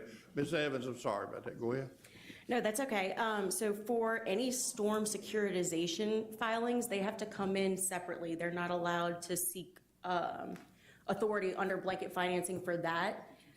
This is just for their short-term and long-term debt, and it provides a cap, and they come in and seek issuances separately, and it just provides staff with an expedited, more direct way to approve it. They have to come in for a non-op. This just gives us a cap. Well, they better increase their service or they won't be getting another vote from me on this stuff. Thank you. All right. Thanks. So we'll entertain a motion and a second if there is any. I'll make a motion. Second. Moved by Commissioner Francis, second by Commissioner Scrumetta. Any opposition? Thank you. Passes. Next item, please. Exhibit number 11 is docket S36398. This is REV Broadband's request for a letter of non-opposition for approval of a senior revolving credit facility. It's a discussion and possible vote on staff report and recommendation. On June 21st of 2022, Reserve Communications and Computer LLC, RTC Interco, ETEL Corp., Advanced Tel, East Ascension Telephone Company, Lafourche Telephone Company, Reserve Telephone Company, Reserve Long Distance Company, SJI and TLC Communications, together with Advanced Tel, ETEL, Lafourche, Reserve LD, and SJI, jointly filed the above captioned request pursuant to the Commission's General Order dated March 18, 1994, as amended, seeking approval and/or non-opposition to the regulated subsidiaries' incurrence of senior secured credit facilities by RCC, the regulated subsidiaries granting security interest in and mortgages of their respective assets, including RCC and ETEL Corp's ownership interest in the regulated subsidiaries, in connection with financing to be obtained by the regulated subsidiaries' indirect parent RCC as the borrower, and RTC Interco and RCC's direct and indirect subsidiaries as the guarantors. The request was published in the Commission's official bulletin, and there were no interventions received. RCC intends to incur a senior secured 5-year revolving credit facility with an initial aggregate principal amount of up to $300 million through JP Morgan Chase. The proceeds from this transaction would be used by RCC and its subsidiaries to replace and repay in full previously existing indebtedness of RCC and its subsidiaries, and to repay in full the subordinate debt held by RTC Holdings, all of which the regulated subsidiaries have previously granted security interest and issued guarantees as previously approved by the Commission, to fund general corporate activities, including without limitation working capital needs, capital expenditures, and permitted acquisitions, and pay fee, expenses, and other transaction costs associated with the credit facility. On September 1st of 2022, staff filed its staff report and recommendation on the request. Staff reviewed the request and the exhibits included thereof, including the detailed information regarding the credit facility, responses to data requests provided by the applicants, responses to the 18 factors set forth in the general order dated March 18, 1994, and order number S35105. Staff recommends that the Commission expresses non-opposition to the proposed transaction, including the credit facilities and the pledge and mortgage of security and issuance of guarantees by the regulated subsidiaries in connection with the credit facility administered by JP Morgan, subject to the conditions contained in staff's September 1st, 2022 report and recommendation. Motion to accept staff. Moved by Commissioner Green, second by Commissioner Scrumetta to accept staff recommendation. Any opposition? Hearing none, so ordered. Exhibit number 12 is docket numbers U29203, U30981, U32764, and U35991. These are the joint application of Entergy Gulf States and Entergy Louisiana for interim and permanent recovery and rates of costs related to Hurricanes Katrina and Rita, the joint application of Entergy Gulf States and Entergy Louisiana for recovery and rates of costs related to Hurricanes Gustav and Ike, the joint application of Entergy Louisiana and Entergy Gulf States for recovery and rates related to Hurricane Isaac, determination of appropriate storm reserve escrow amounts and related relief, and the application of Entergy Louisiana for recovery and rates of costs related to Hurricanes Laura, Delta Zeta, Winter Storm Uri, and related relief. This is a discussion and possible vote to accept and approve the annual report of the Louisiana Utilities Restoration Corporation to the Commission for the fiscal year 2022, dated August 30th, 2022, including the annual operating budget for fiscal year 2023 and the interim and annual compiled financial statements for fiscal year 2022 as attached. As required by order numbers U29203, U30981, U32764, and U35991, as well as the restoration law, which is Act 55 of the 2007 Louisiana Regular Legislative Session, as amended by Act 293 of the 2021 Regular Legislative Session, now codified as revised statutes 45, 1311 through 1343. The Board of Directors of the Louisiana Utilities Restoration Corporation submitted its fiscal year 2022 annual report to the Commission on August 30th of 2022.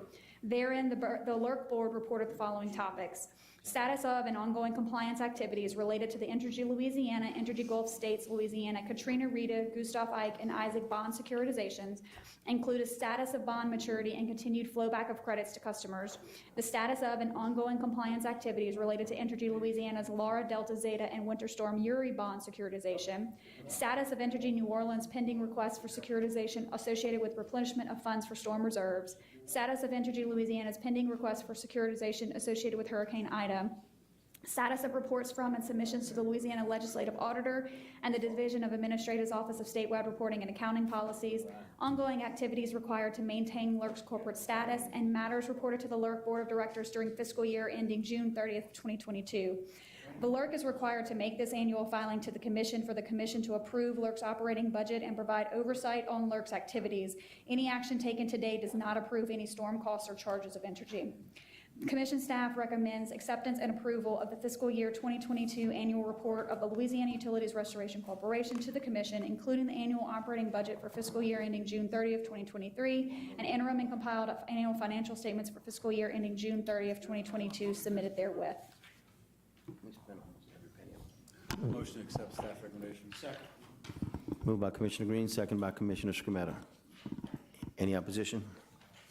Hearing none, so ordered. Next item, please. Exhibit number 13 is docket number U35986. This is the Commission's audit of fuel cost of Atmos Energy Louisiana's division, which is a regulatory division of Atmos Energy Corporation for the associated February 2021 winter storm. It's a discussion and possible vote on a joint report, and this was Exhibit 10 on the July 2022 business and executive session. On May 11th of 2021, the Commission filed a notice of audit initiating this docket in order to audit and review the actions taken and decisions made that impacted the fuel costs incurred during the February 2021 winter storm. After multiple rounds of discovery, staff filed its report and recommendation on March 11th, 2022, finding the following. The Louisiana Division of Atmos serves as a gas local distribution company and public utility that's been authorized by the Commission to provide natural gas services in Louisiana. Atmos has an emergency response plan in place and followed those procedures in preparation for the winter storm event. And prior to the arrival of the storm, Atmos took preventative measures to ensure its facilities remained functional despite the severe weather conditions, and stationed personnel, including contractors, throughout its service area in the event of emergency did arise. Atmos was also in constant communication with pipeline, gas supply, and storage representatives prior to and throughout the storm event. As a result of the planning by Atmos, potentially severe effects were mitigated as the customers of the Louisiana Division fared well relative to customers of other jurisdictional utilities and customers in neighboring states. Outside of the emergency response plan, the ongoing gas supply planning and practices of Atmos help limit the impact of a winter weather event for customers by diversifying supply, managing storage injections, ensuring sufficient upstream capacity, and using storage withdrawals to mitigate intra-month price spikes. The storage capacity contracted by and available to the company resulted in significantly higher gas purchase costs being avoided to the benefit of its customers. Atmos estimates that additional gas costs incurred as a result of the winter storm event was approximately $4,706,301. Atmos proposed to recover the estimated additional gas costs through the monthly purchase gas adjustment over-under collection factor, which is divided by the rolling 12 months of actual sales volume, and to develop the annual amortization factor. The recovery of the estimated additional gas costs through the over-under collection factor would increase the average monthly bill for a residential customer by 75 cents. These estimated bill impacts will remain in effect until the calculation of the annual over-under collection factor is updated in October of this year and will be first applied in the November 2022 estimates. In its report filed, staff found that Atmos took reasonable and prudent steps to mitigate the effects of February 21 winter storm event and found Atmos's proposal to recover the winter storm costs through the over-under mechanism reasonable. On September 7, 2022, Atmos and staff filed their joint report indicating agreement with staff's report and recommendation, which was filed on March 11, 2022. Therefore, staff recommends that the Commission accept the joint report filed into the record on September 7th of 2022.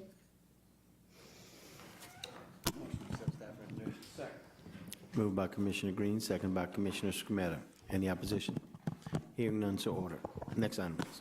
Exhibit number 14 is docket number U35988. It's the Commission's audit of fuel costs of Entergy Louisiana for provision of its natural gas associated with February of 2021 winter storm event. This is a discussion and vote on a joint report, and it's Exhibit 11 on July's B&E. On May 11, 2021, the Commission filed a notice of audit initiating this docket in order to audit and review the actions taken and decisions made that impacted the fuel costs incurred during the February 2021 winter storm. After multiple rounds of discovery, staff filed a staff report and recommendation on May 10th of 2022, finding the following. Entergy provides natural gas service to approximately 95,000 customers in East Baton Rouge Parish and receives its natural gas supply service under a full requirements contract. Entergy is not directly involved in the acquisition of gas supplies in production regions or arranging for the delivery of the acquired supplies to its distributed facilities. Entergy reports that during the winter storm, it was slightly more difficult to procure gas for its LDC operations than on a typical day. Notwithstanding this difficulty, Entergy was able to procure adequate supply to serve its LDC customers and reported that there were no other adverse impacts affecting its ability to serve its customers and no customers were curtailed. ELL was not significantly affected by the winter storm and the resulting increase in natural gas prices. It estimated that the additional costs incurred and subsequently billed to its customers was approximately $4,400,000, or an average of just under 70 cents per MCF per year per customer. Although there was a special order number 21-2021 dated April 5th, 2021, providing the establishment of a regulatory asset for costs associated with the winter storm, the provision was not invoked by this company in this case. Instead, Entergy proposed to recover the estimated additional gas cost through the monthly PGA over-under collection factor as approved in the March 24th, 1999 general order. Staff is of the opinion that this was a reasonable approach and indicated so in its report filed in the record on May 10th of 2022. On September 7th of 2022, Entergy and staff filed a joint report into the record indicating agreement with the staff report and recommendation filed on May 10th of 2022. Therefore, staff recommends that the Commission accept the joint report filed into the record on September 7th, 2022. Move to accept staff recommendation. Yeah. Okay, we have a motion by Commissioner Scremetta, and we have a question by Commissioner Campbell. It's just for storm damages. So this is just the natural gas component of Of Entergy the energy, Louisiana. right. It's only for the winter storm and it's their fuel cost only. Oh, so it's negligible, nothing. They get it and spread it. Correct. I got it. Thank you. I'll second it. Oh, great. Second by Commissioner Campbell, so I'll reread that. Moved by Commissioner Scremetta, second by Commissioner Campbell. Any opposition? Hearing none, so ordered. Next item, please. Exhibit number 15 is docket number U36017. It's the Commission's audit of energy efficiency rate rider of SWEPCO for the Energy Efficiency Quick Start program years ending December 31st, 2019 and December 31st of 2020. It's a discussion and possible vote on joint report. It's Exhibit 12 on July's B&E. On June 9th, 2021, Commission staff filed a notice of audit initiating this docket pursuant to Section 8 of the Commission's energy efficiency rules. After multiple rounds of discovery, staff filed its audit report on June 14th, 2022, which was published in the Commission's official bulletin with no interventions. The Commission's energy efficiency rules require biannual audits forming the basis of this docket, and the primary purpose of this audit was to determine whether the costs passed through SWEPCO's energy efficiency rider were reasonable and prudent, and whether the costs were appropriate and eligible for recovery through SWEPCO's energy efficiency rider consistent with the Commission's rules. Staff compared SWEPCO's budgeted projected costs to the level of costs actually incurred as reported in SWEPCO's SARP reports for plan years 5 and 6. Overall, the residential and non-residential implementation costs were over budget slightly in both years. The fact that the actual implementation costs were higher than budgeted was not a cause for concern, however, as the company's programs were all cost effective and the company's actual implementation costs were slightly lower than the maximum of 0.5% of 2012 company revenue requirements. Staff considered this result to be reasonable as SWEPCO's programs were cost effective and its programs yielded better overall than anticipated energy savings results. Staff also looked at the actual expenditures for plan years 5 and 6, and combining all customer classes, these expenditures amounted to 0.49% each year relative to the 2012 total revenues. Both of these percentages are above the 0.25% of 2012 revenue minimums and below the 0.50% of 2012 revenue maximum as stipulated in energy efficiency rules. Thus, staff deemed the level of actual expenditures for plan years 5 and 6 to be reasonable and appropriate for rider recovery, and indicated so in its report filed into the record on June 14, 2022. A joint report indicating staff and SWEPCO's agreement was filed into the record on September 2, 2022. Staff recommends that the Commission accept the joint report filed into the record on September 2, 2022. Move to accept the staff's recommendation and accept the joint report. Second. And Commissioner, can you pull your mic closer, please? Oh. Yeah, I didn't have. Thank you. So it doesn't matter. Okay, there you go. Okay. Moved by Commissioner Scremetta, second by Commissioner Green. Any opposition? Hearing none, so ordered. Next item. Exhibit number 16 is docket number U36018. This is the Commission's audit of energy efficiency rate rider of Cleco Power for the Energy Efficiency Quick Start program years ending December 31st, 2019 and December 31st of 2020. Is a discussion and possible vote on a joint report. This is Exhibit 13 from July's B&E. On June 9, 2021, the Commission filed notice of audit initiating this docket pursuant to the Commission's energy efficiency rules, and after multiple rounds of discovery, staff filed its audit report on June 9, 2022, which was published in the Commission's official bulletin with no interventions. The Commission's rules require biannual reports forming the basis of this docket, and the primary purpose is to determine whether the costs passed through Cleco's energy efficiency rider were reasonable and prudent, and whether the costs were appropriate and eligible for recovery through Cleco's rider consistent with the Commission's rules. Staff compared Cleco's budgeted projected cost to the level of costs actually incurred, as reported in Cleco's reports for plan years 5 and 6. Overall, the residential and non-residential implementation costs were under budget. Actual LCFC costs were higher than originally budgeted for plan year 5, but lower than budgeted for plan year 6. The fact that the LCFC costs are higher than budgeted generally means that the company had more verified energy savings than what was projected prior to the start of the year. The increase in the LCFC for plan year 5 caused overall costs recovered through the rider to be higher than original projections. The opposite was true for plan year 6, due primarily to the effects of COVID-19 during the 2020 on the non-residential programs. Implementation costs and energy savings were both lower than anticipated in 2020, causing overall costs recovered through the rider to be lower than original projections. Staff considers these results to be reasonable as expense implementation program costs were lower than budgeted for both years, and the program yielded better overall than anticipated energy savings results, at least in plan year 5. The diminished focus on non-residential programs in plan year 6 due to COVID-19 could not have been anticipated. 2 exceptions were noted by staff in its audit report. First, staff found a small discrepancy in plan year 5 between the actual costs incurred and those that had been reported in its report in the annual true-up adjustments. When asked in discovery about this discrepancy, the company explained that it had included too much in allocated Cleco support group cost in the true reports, amounting to a small overcollection. The company agreed that its correction of this small discrepancy would be appropriate for rate redetermination purposes. Second, staff found that the 2 invoices that were accrued in plan year 6 that had already been paid during plan year 6, and this amounted to a double count of cost. The company removed those costs associated with both plan years as part of its next rate redetermination filing, and in addition, applicable carrying charges on the over-reported costs should be included in the adjusted amount. Combining all customer classes, actual expenditures amounted to 0.5% and 0.46% for each year respectively of 2012 revenues. Both of these percentages are above the 0.25% of 2012 revenue minimums and either below or equal to the 0.5% of 2012 revenue maximums as stipulated in the Commission's rules. Thus, staff deems the level of actual expenditures to be reasonable and appropriate for energy efficiency rider recovery and indicated so in its report filed into the record on June 9, 2022. A joint report was filed into the record September 7, 2022, indicating staff and Cleco's agreements with staff's audit report. Therefore, staff recommends that the Commission accept the joint report filed into the record on September 7th of 2022. I move to accept the joint report as recommended by the staff. Moved by Commissioner Scametta, second by Commissioner Green to accept the joint report or the staff recommendation. Any opposition? Hearing none, to order. Next item. Exhibit number 17 is docket number U36105. This is Entergy's application for certification to deploy natural gas-fired distributed generation and authorization to implement rider UODG. It's a discussion and possible vote on an uncontested stipulated settlement, and this was Exhibit 14 in July's B&E. On July 8th of 2021, Entergy filed an application for certification to deploy natural gas-fired distributed generation and authorization to implement rider UODG. Notice of the application was published in the Commission's official bulletin, with the Alliance, Lug, and Walmart intervening. Following discovery on Entergy's application and accompanying testimony, Entergy staff and interveners reached an agreement and executed an uncontested stipulated settlement, which was filed into the record on June 24th of 2022. The settlement was not opposed by the interveners, and a hearing on the stipulated settlement was held on July 8th, 2022. The major terms are as follows.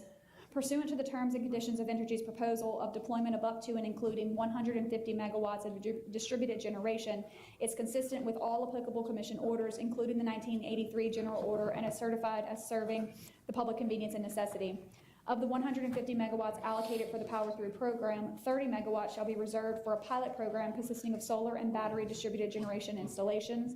And the default initial UODG agreement term is 20 years. However, Entergy will have the ability to modify the initial agreement term to less than 20 years, provided that the host customer selected recovery period is less than or equal to the modified initial UODG agreement. As there are no unresolved issues, staff recommends that the Commission accept the uncontested stipulated settlement filed into the record on June 24th, 2022. Move to accept staff recommendation. I actually have a motion I would like to read in. Okay, go ahead. Okay. I'll second. Okay. First of all, is there any questions so far? Okay, I'll read the motion. I move to approve the uncontested settlement. This program supports several related objectives, including providing long-term needed dispatchable generation for all customers at a discounted price while providing a host customer and community resilience. In addition to long-term capacity and localized resilience benefits, the program also provides environmental benefits by displacing potential diesel backup generation with natural gas, solar, and battery solutions. Additionally, dispatchable distributed generation will complement the growing amount of renewable and intermittent generation that will be incorporated into Louisiana's resource mix, enhancing resource adequacy, reliability, and resiliency. That's my motion, and and it was seconded by several of us, Commissioner Campbell, Commissioner Frank Scrumetta, and do we get all, or can everybody second? Where do we do that? Okay. All right, so, any opposition? Hearing none, so ordered. Thank you. Exhibit number 18 is docket number U36337. This is Concordia Electric Cooperative's Formula Rate Plan Annual Report for the test year ending December 31st, 2021. It's a discussion and possible vote on a joint report. Concordia filed its annual Formula Rate Plan report for test year ending December 31st, 2021 on April 20th of 2022 in compliance with Commission Order number U35800. Notice was published in the Commission's official bulletin and there were no interveners. On June 16th, 2022, Concordia filed an amended FRP annual report that corrected an internal audit error found by Concordia subsequent to the initial filing. The Commission Order number U33779 originally authorized Concordia's Formula Rate Plan, which was extended in Order number U35800 for an additional 4 years. Concordia's FRP provides for a midpoint tier, meaning should the Concordia's tier fall above or below the bandwidth, Concordia is permitted under the FRP to reset rates to the midpoint. In its 2021 FRP amended annual report, Concordia's as-filed results reflected a time interest earned ratio of 1.30 and a debt service coverage ratio of 1.88 after adjusting the test year's per books revenues and expenses according to the rate-making adjustments set forth in the cooperative's rider schedule. Concordia's as-filed adjusted tier of 1.3 fell below the prescribed earnings bandwidth, resulting in an increase in revenues of $105,053. Staff conducted a review of the 2021 FRP amended annual report, including documentation provided in support of each of the prescribed pro forma adjustments, responses to data requests, and additional test year financial transactions. Staff filed its staff report and recommendation on July 7th of 2022, setting forth its adjustments and findings. Staff's examination resulted in additional adjustments to remove scholarships that are typically not considered an operating expense and therefore not recoverable under the FRP. The total staff recommended adjustments resulted in a tier of 1.33, which still falls below the lower earnings bandwidth endpoint. And based upon its review, staff's adjustments to the as-filed results reflect the need for a rate change of 0.98% in Concordia's rider FRP revenues to reset to the midpoint. This change constitutes an approximate revenue increase of $89,295 for the test year. On August 16th, 2022, Concordia filed their response and agreement indicating no issues with staff's findings. And on September 1st, 2022, staff and Concordia filed their joint report indicating that there are no unresolved issues in the docket. Therefore, staff recommends that the Commission accept the joint report filed into the record on September 1st, 2022. Make a motion that we, Can you turn his mic on, please? do what? Thank you. Go ahead, Commissioner. Your mic. I turned your mic on. Go right ahead. Okay. I make a motion we accept the joint report, staff recommendation. Okay. Moved by Commissioner Campbell, second by Commissioner Green. Question by Commissioner Francis. Scholarships are not allowable, is that true? I'm sorry, They Chairman, can you discounted turn his mic? took the scholarships out of the appropriations for the, Correct. It's a policy of the Commission that if any company, any regulated utility, if they provide any type of scholarships or charitable donations, that those are excluded from rate base, meaning the customers don't pay for that. It would be up to the company. so that's a nonprofit co-op, scholarship money, where's it coming from? Hey, I think Yeah. typically the company can come up, but in working on some of these in the past, it's the capital credits or I don't know if we call them Member capital Yeah, credits. well, I'd like to, we the got member 10 credits. co-ops, I see a lot of scholarships handed out. I thought the ratepayers were paying for the folks' scholarships, so who? No, I think it's the member credits where they can't find someone to refund the credits. I mean, somebody correct me if I'm wrong on that. I Is just that? want a simple answer. Addie, yeah, Jeff should. Where's the give it- money coming from? That's where it's coming from. It's from, so, someone who's a member has a capital credit. If they can't find that member after death or they move or whatever, those credits are held by the company. Those are used for the scholarship. And I got a few thumbs up from the co-ops. So We I did think- that, we've done that twice. If I've done it twice for Bossier Rural Electric and Valley Rural Electric. Correct. We had a pile of money. First of all, they look for everybody living, and they do an extensive search. Correct. And there are a few people who passed away or moved out and they can't find them. Then you decide where you want to put it. In Bossier, we put it in Bossier Community College, and at Valley, we put it at Northwestern State University. All good places to put it. And we gave it to people that their families had been on the co-op. So they supervise the money. It's under scrutiny of CPAs and everything. They don't keep anything. Yeah, well, every time I go to one of the annual meetings, they're giving out to scholarships, they're usually giving them out to, families of the members, some child going to college. And so that money is from monies that people are deceased and didn't collect their money. Is that- Essentially. And so you always have a positive balance, I guess, Attorney Purvis. You'd have a little bit of always have a little balance there, so you know how much to give out. Can you come up? Thank you. This is Attorney Purvis from Callahoola Parish, Jonesville, Louisiana.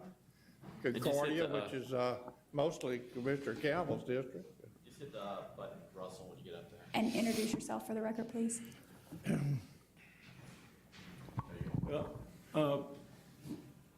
Every member, you accumulate a credit for every payment you make for over your lifetime. And at your death, your heirs can come in and claim those credits.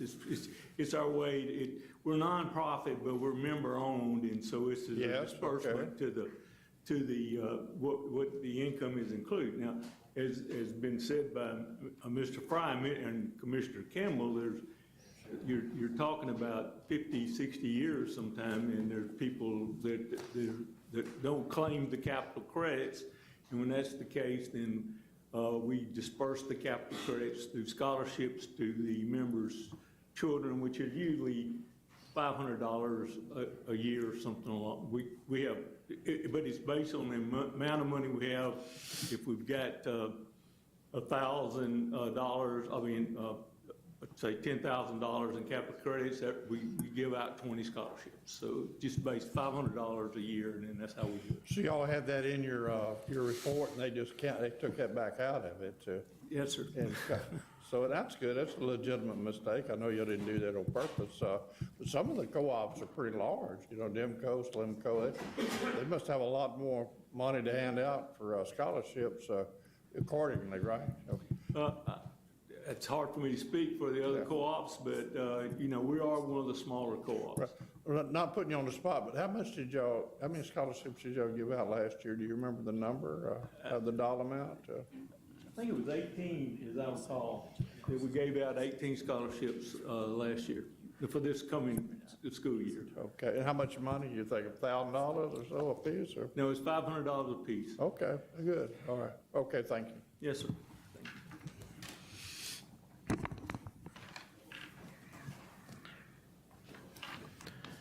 Tell me again, where are we in the process of this? We had a motion from Commissioner Campbell, a second from Commissioner Green.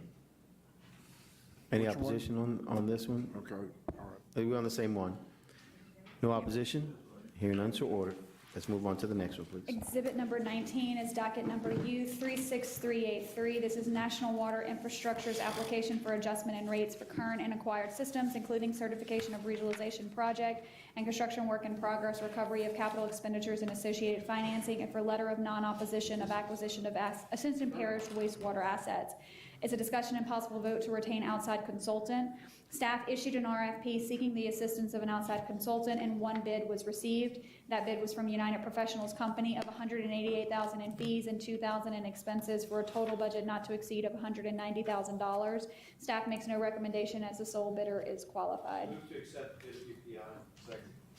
Moved by Commissioner Scrumetta, second by Commissioner Green, to accept the bid of United Professionals. Any opposition? Hearing none, so ordered. Next, please. Exhibit number 20 is reports, resolutions, discussions, and votes. There is one report this month from Cleco Power regarding the August billing error, and this is at the request of Vice Chairman Yes, number 20 Francis. again, yeah.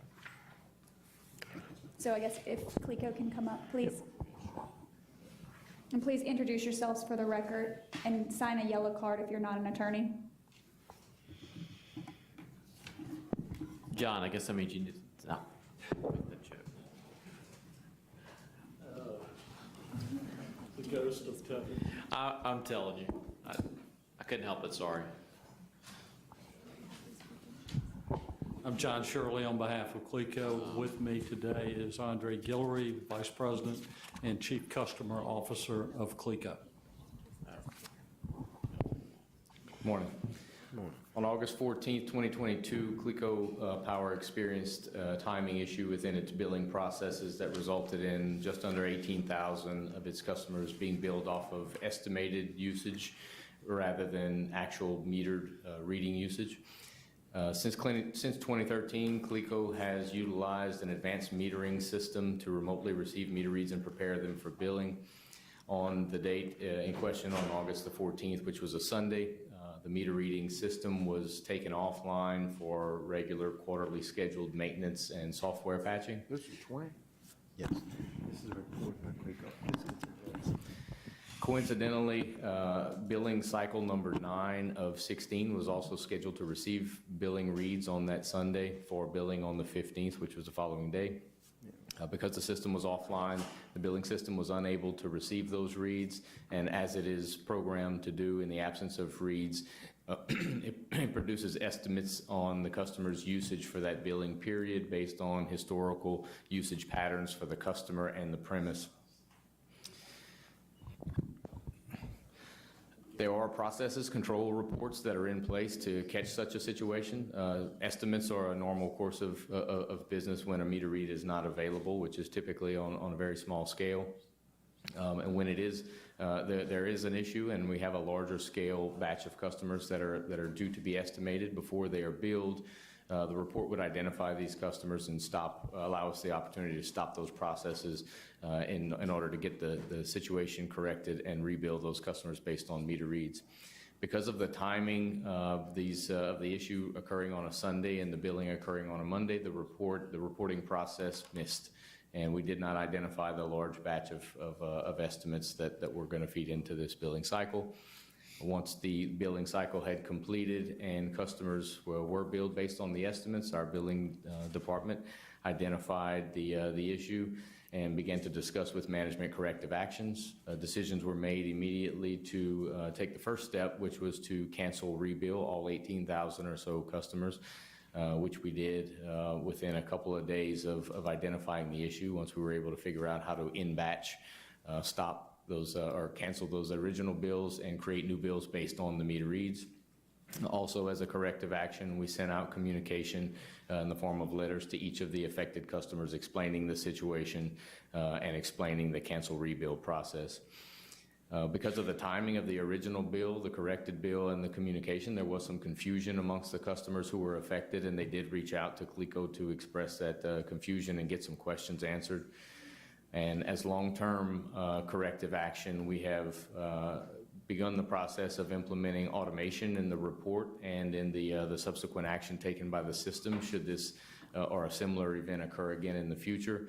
We are also in the process of implementing better communication methods to digitally communicate with our customers in a more timely fashion. Where were these 18,000 customers located? Because we've been with utilizing our automated meter reading system for a while now, the cycles are not necessarily based on routes, and so not necessarily consolidated within a certain part of the state. It can be all over our service territory. I do believe the vast majority were in your areas. Yeah, I don't think Scametta missed this one. They go piled up on me. Oh, where is Fontenot and Hilton? Where were they at today? Yeah, that's a good question. Commissioner, Mr. Hilton, the president of Cleco Power, was going to be here as part of this presentation last week.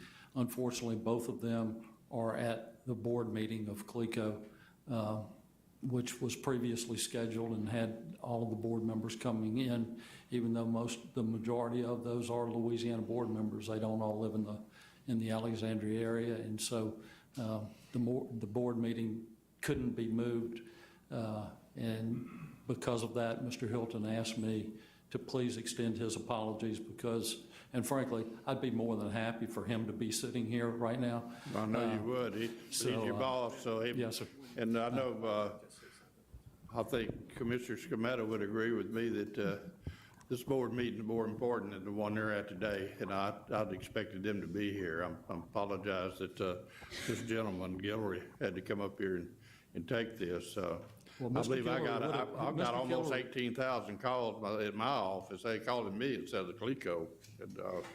And we pay you guys a lot of money, to get the job done. And if, a lot of my clients, customers, they say, well, this is a monopoly. We need another choice, If this be in the real world, you'd be fired if you were working for me. So I don't know what to do to emphasize how what poor job you've been doing with the service, and it's got to get better. I'm not the kind of fellow to get all riled. I'm gonna take action. So just speaking for all those constituents I've had, they need to know how disappointed I am in your service, and just don't come back with this problem again. That's all I'm telling you, okay? And please tell Fontenot and Hilton that I'm disappointed they're not here. This board meeting's important here too, okay? Thank you. Yes, sir. Commissioner Scametta. Yeah, I'd like to join Commissioner Francis and just talk to you a little bit about this issue. We also have a significant portion of Cleco service in my area, and we had a significant number of complaints. And, but I also tell you that, you're not the only company that has issues where we get problems with the computer service. And unfortunately, in a modern world, these companies all rely on, computer services. But even more so, and a big problem I have with all the companies is that you do not have your customer complaint departments are not fully staffed in Louisiana. A lot of people have their consumer complaint companies. Some are here, some are outside the state, some are even further out. And there's a lack of understanding of community, and this may not be fully directed at you, but I think that the commission really needs to start considering what we require of companies, what we require of training of consumer interactivity with your complaint departments. We get some reports from our consumers about the things that are told to them, and I always take it with a grain of salt because I know people get upset.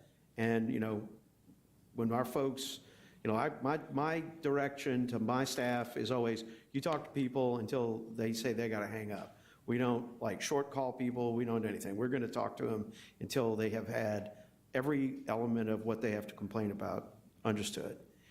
But what I do think is the commission needs to look at this, and the commission needs to think about this, and it might not be next month or month down the road, but we may need to look at requiring all regulated utilities to have all of their consumer call-in lines and complaint lines have their personnel located inside the state of Louisiana.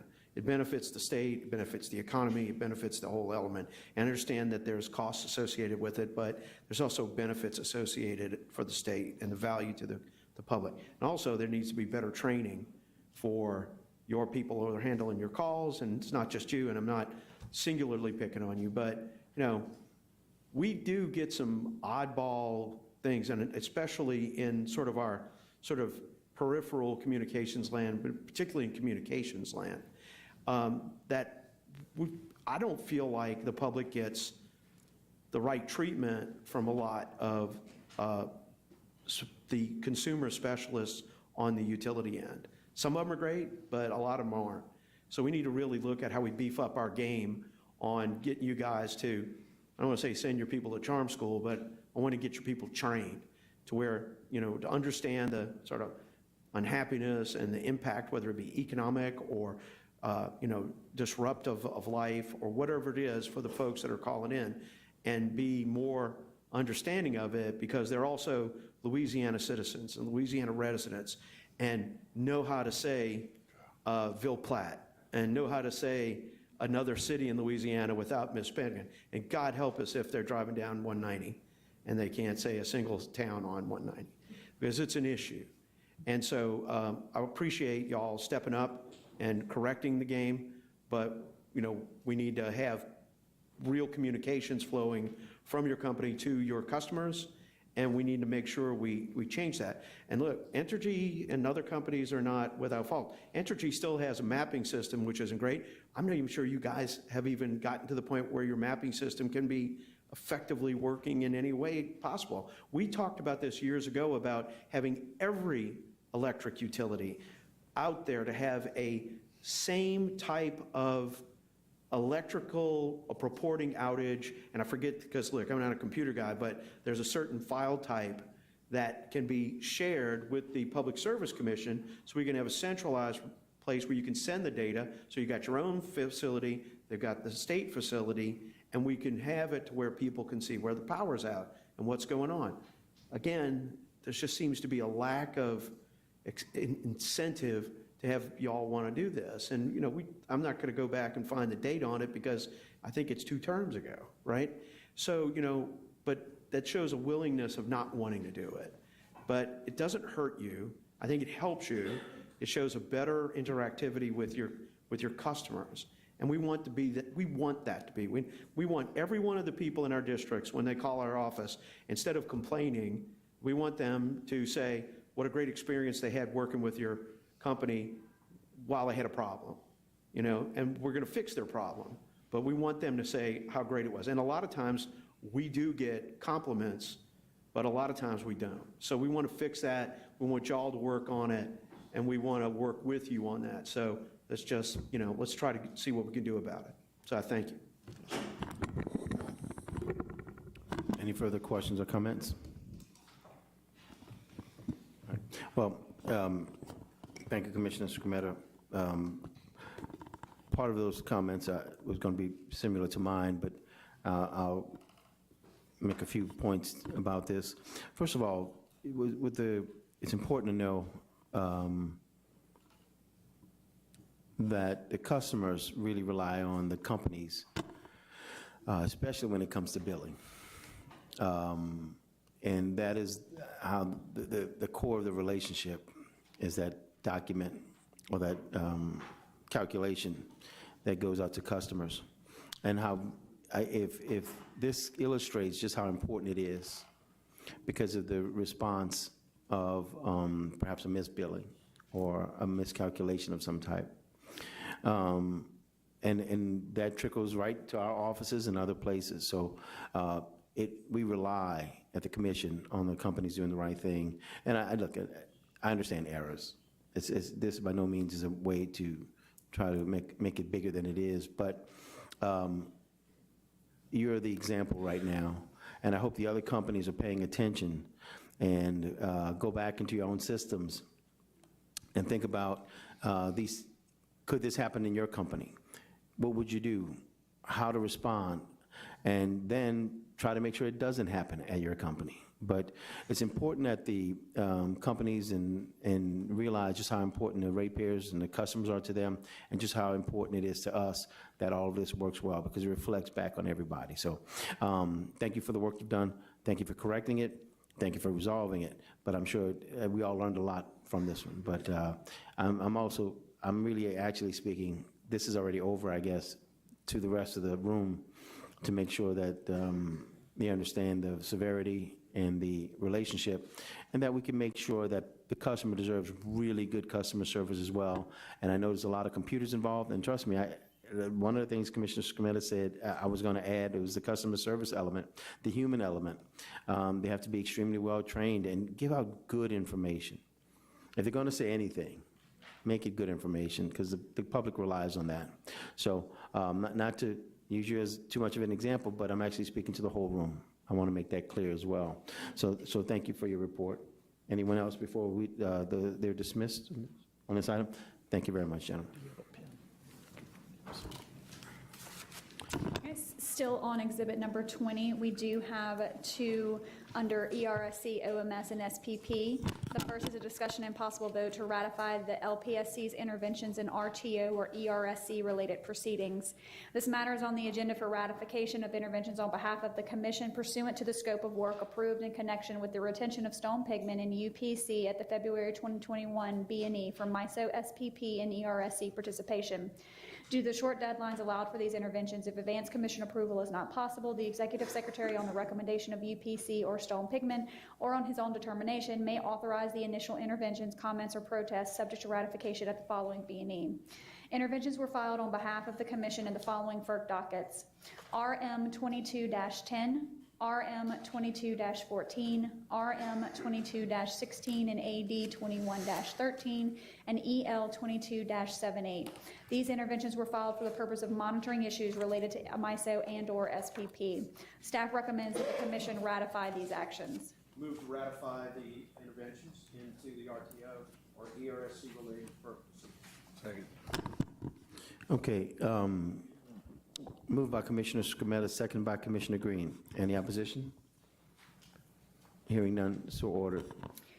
And on Exhibit 20 as well, there's a discussion and possible vote to ratify votes taken by Vice Chairman Francis, acting as the Commission's representative on the Regional State Committee of the Southwest Power Pool. This matter is on the agenda for ratification for votes taken on July 25th, 2022 by Vice Chairman Francis. Staff followed the protocol set forth in Special Order 17-2019 to consult with the Executive Secretary and the Chairman and to make a recommendation to Vice Chairman Francis prior to the votes. The protocols also require that the votes be ratified at a following B&E. There were 4 voting items before the RSC. The first vote involved a recommendation to establish performance-based accreditation standards for generating units in the SPP footprint, which are based on actual historical performance of generating units and would more accurately reflect units' availability to serve load and incentivize and increase reliability. The second vote involved SPP staff's proposal to increase the planning reserve margin from the current level of 12% to a recommended 15% based on a determination that the 12% reserve margin may not be sufficient to meet reliability targets. The third voting item sought approval to complete SPP's tariff revised study to analyze whether transmission upgrades have benefited all transmission based on operational results. The fourth voting item sought approval of a white paper outlining a method for addressing hedging across direct current ties that will connect the SPP system with the Western interconnection to form one market to accommodate SPP's planned westward expansion. Based on staff's recommendation, Vice Chairman Francis voted in favor of these 4 items. Staff recommends that the Commission ratify Vice Chairman Francis's votes taken on July 25th, 2022 as the Louisiana Public Service Commission's representative to the SPP-RSC. Move to affirm the vote of Commissioner Francis. Second. Moved by Commissioner Scametta, second by Commissioner Green, and any opposition noted that there will be an abstention by Commissioner Francis. Yes, Commissioner Francis abstained. Any opposition? Hearing none, so ordered. Next. Commissioner Francis, please. And make sure that the mic is on, please. Oh, okay. I serve the board for Louisiana on the Southwest Power Pool, RTO, and my friend Commissioner Green serves on the MISO. And just for public information, a lot of folks don't understand how technical all this stuff is. It's about 30 states in America in these 2 RTOs. And the reason I bring up the note is, while we had the Attorney General here, we're talking about how FERC may take away the rights of Louisiana as far as our work with these two RTOs in 30 states in America that are now being represented by local folks like us, you know, like we have our state's rights on the transmission systems in Louisiana. And we work together with Southwest Power Pool and the MISO states. These are some of the smartest people in the world on electricity and transmission. And God help us if the FERC takes away our position here. And in that one case where I don't agree with lawsuits and lawyers, I agree with Commissioner Campbell on some of these lawsuits, but these lawsuits where we're working together with others who, and I think SPP and MISO are allies in this case because they've been very friendly and work with us. We have a good system here. So there's some MISO folks here today. And I don't know if there's any SPP here other than the Southwest Power Pool, other than SWEPCO. But we need to communicate with the Attorney General and just let them know that as far as I could see it, MISO is an ally against, you know, working with the FERC to make sure they don't get in our business, okay? So, Commissioner Green, you agree with that? Yeah, I agree with everything you Okay. said. I just wanted to clear the air there on how I feel about that, okay. Well said. Thank you very much. Next item, please. Exhibit number 21 is docket number U35544. It's the Commission's prudence review of the Cleco Power St. Mary Clean Energy Center. It's a discussion and possible vote pursuant to Rule 57 on an uncontested stipulated settlement at the request of Vice Chairman Francis, so this will need 2 votes. The docket was initiated by the Commission on April 30th, 2020 for a prudence review of St. Mary Clean Energy Center, which was certified by the Commission in order number U33593. The docket was published in the Commission's official bulletin with Cabot Corporation and International Paper Company intervening and the Alliance requesting to be an interested party.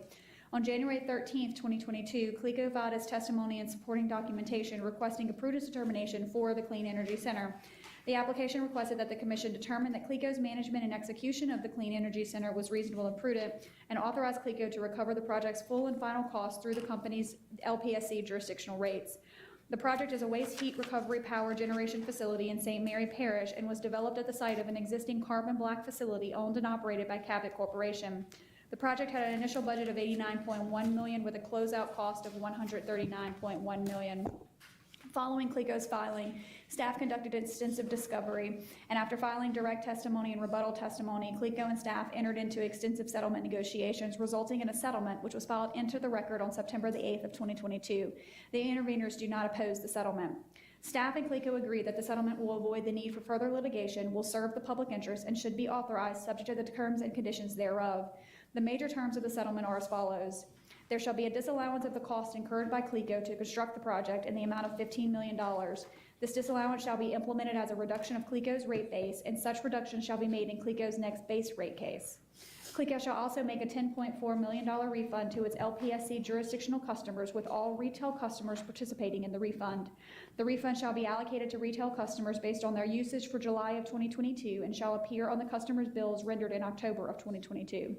Staff recommends that the Commission accept the uncontested stipulated settlement by and between Cleco and staff filed into the record of the docket on September the 8th of 2022. Motion accepts the staff recommendation. It's a Rule 57, so we're going to need 2 votes. Move to bring the matter up under Rule 57. Second. Okay, let's do that. So, moved by Commissioner Scrumetta, second by Commissioner Green to take the item up under Rule 57. And I think we have a motion by Commissioner Green To accept. I think so. and a second by Commissioner Scrumetta? That's fine. Okay, to approve the matter. Do we have any discussion or questions? Okay, great. Commissioner Francis, please. Brandon, you have any words about this position? I just would want to point out in the remarks on there, this is a pretty substantial refund to customers. We've got it broken down, but it's about 2 cents a kilowatt hour refund. So that comes up, actually it's 2.2 cents. So when you do the math, it's about a $45 refund for a 2,000 kilowatt customer. So this will be a nice relief on people's bills that are higher right now. This was a little prudent review where we found a little hiccup in the deal? Correct.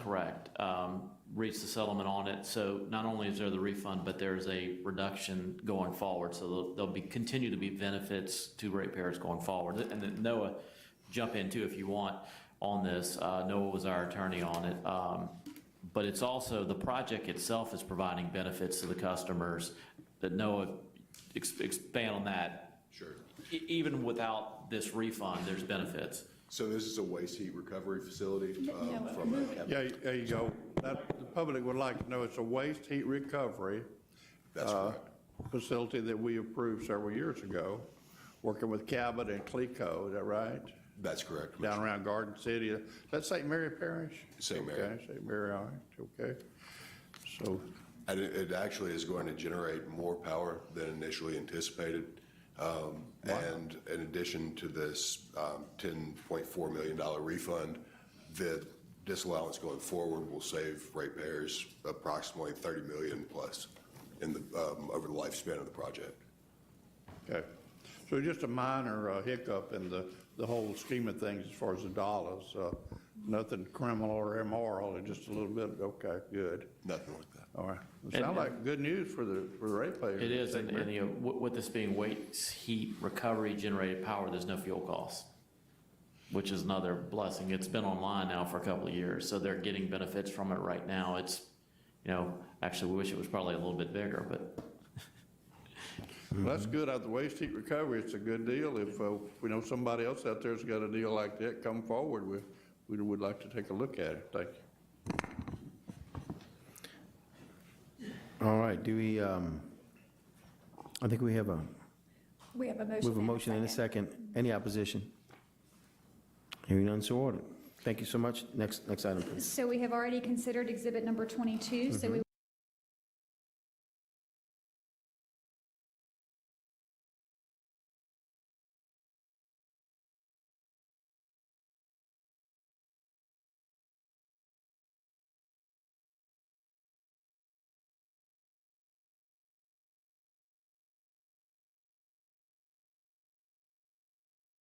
for certification of a solar PPA with Rocking R Solar.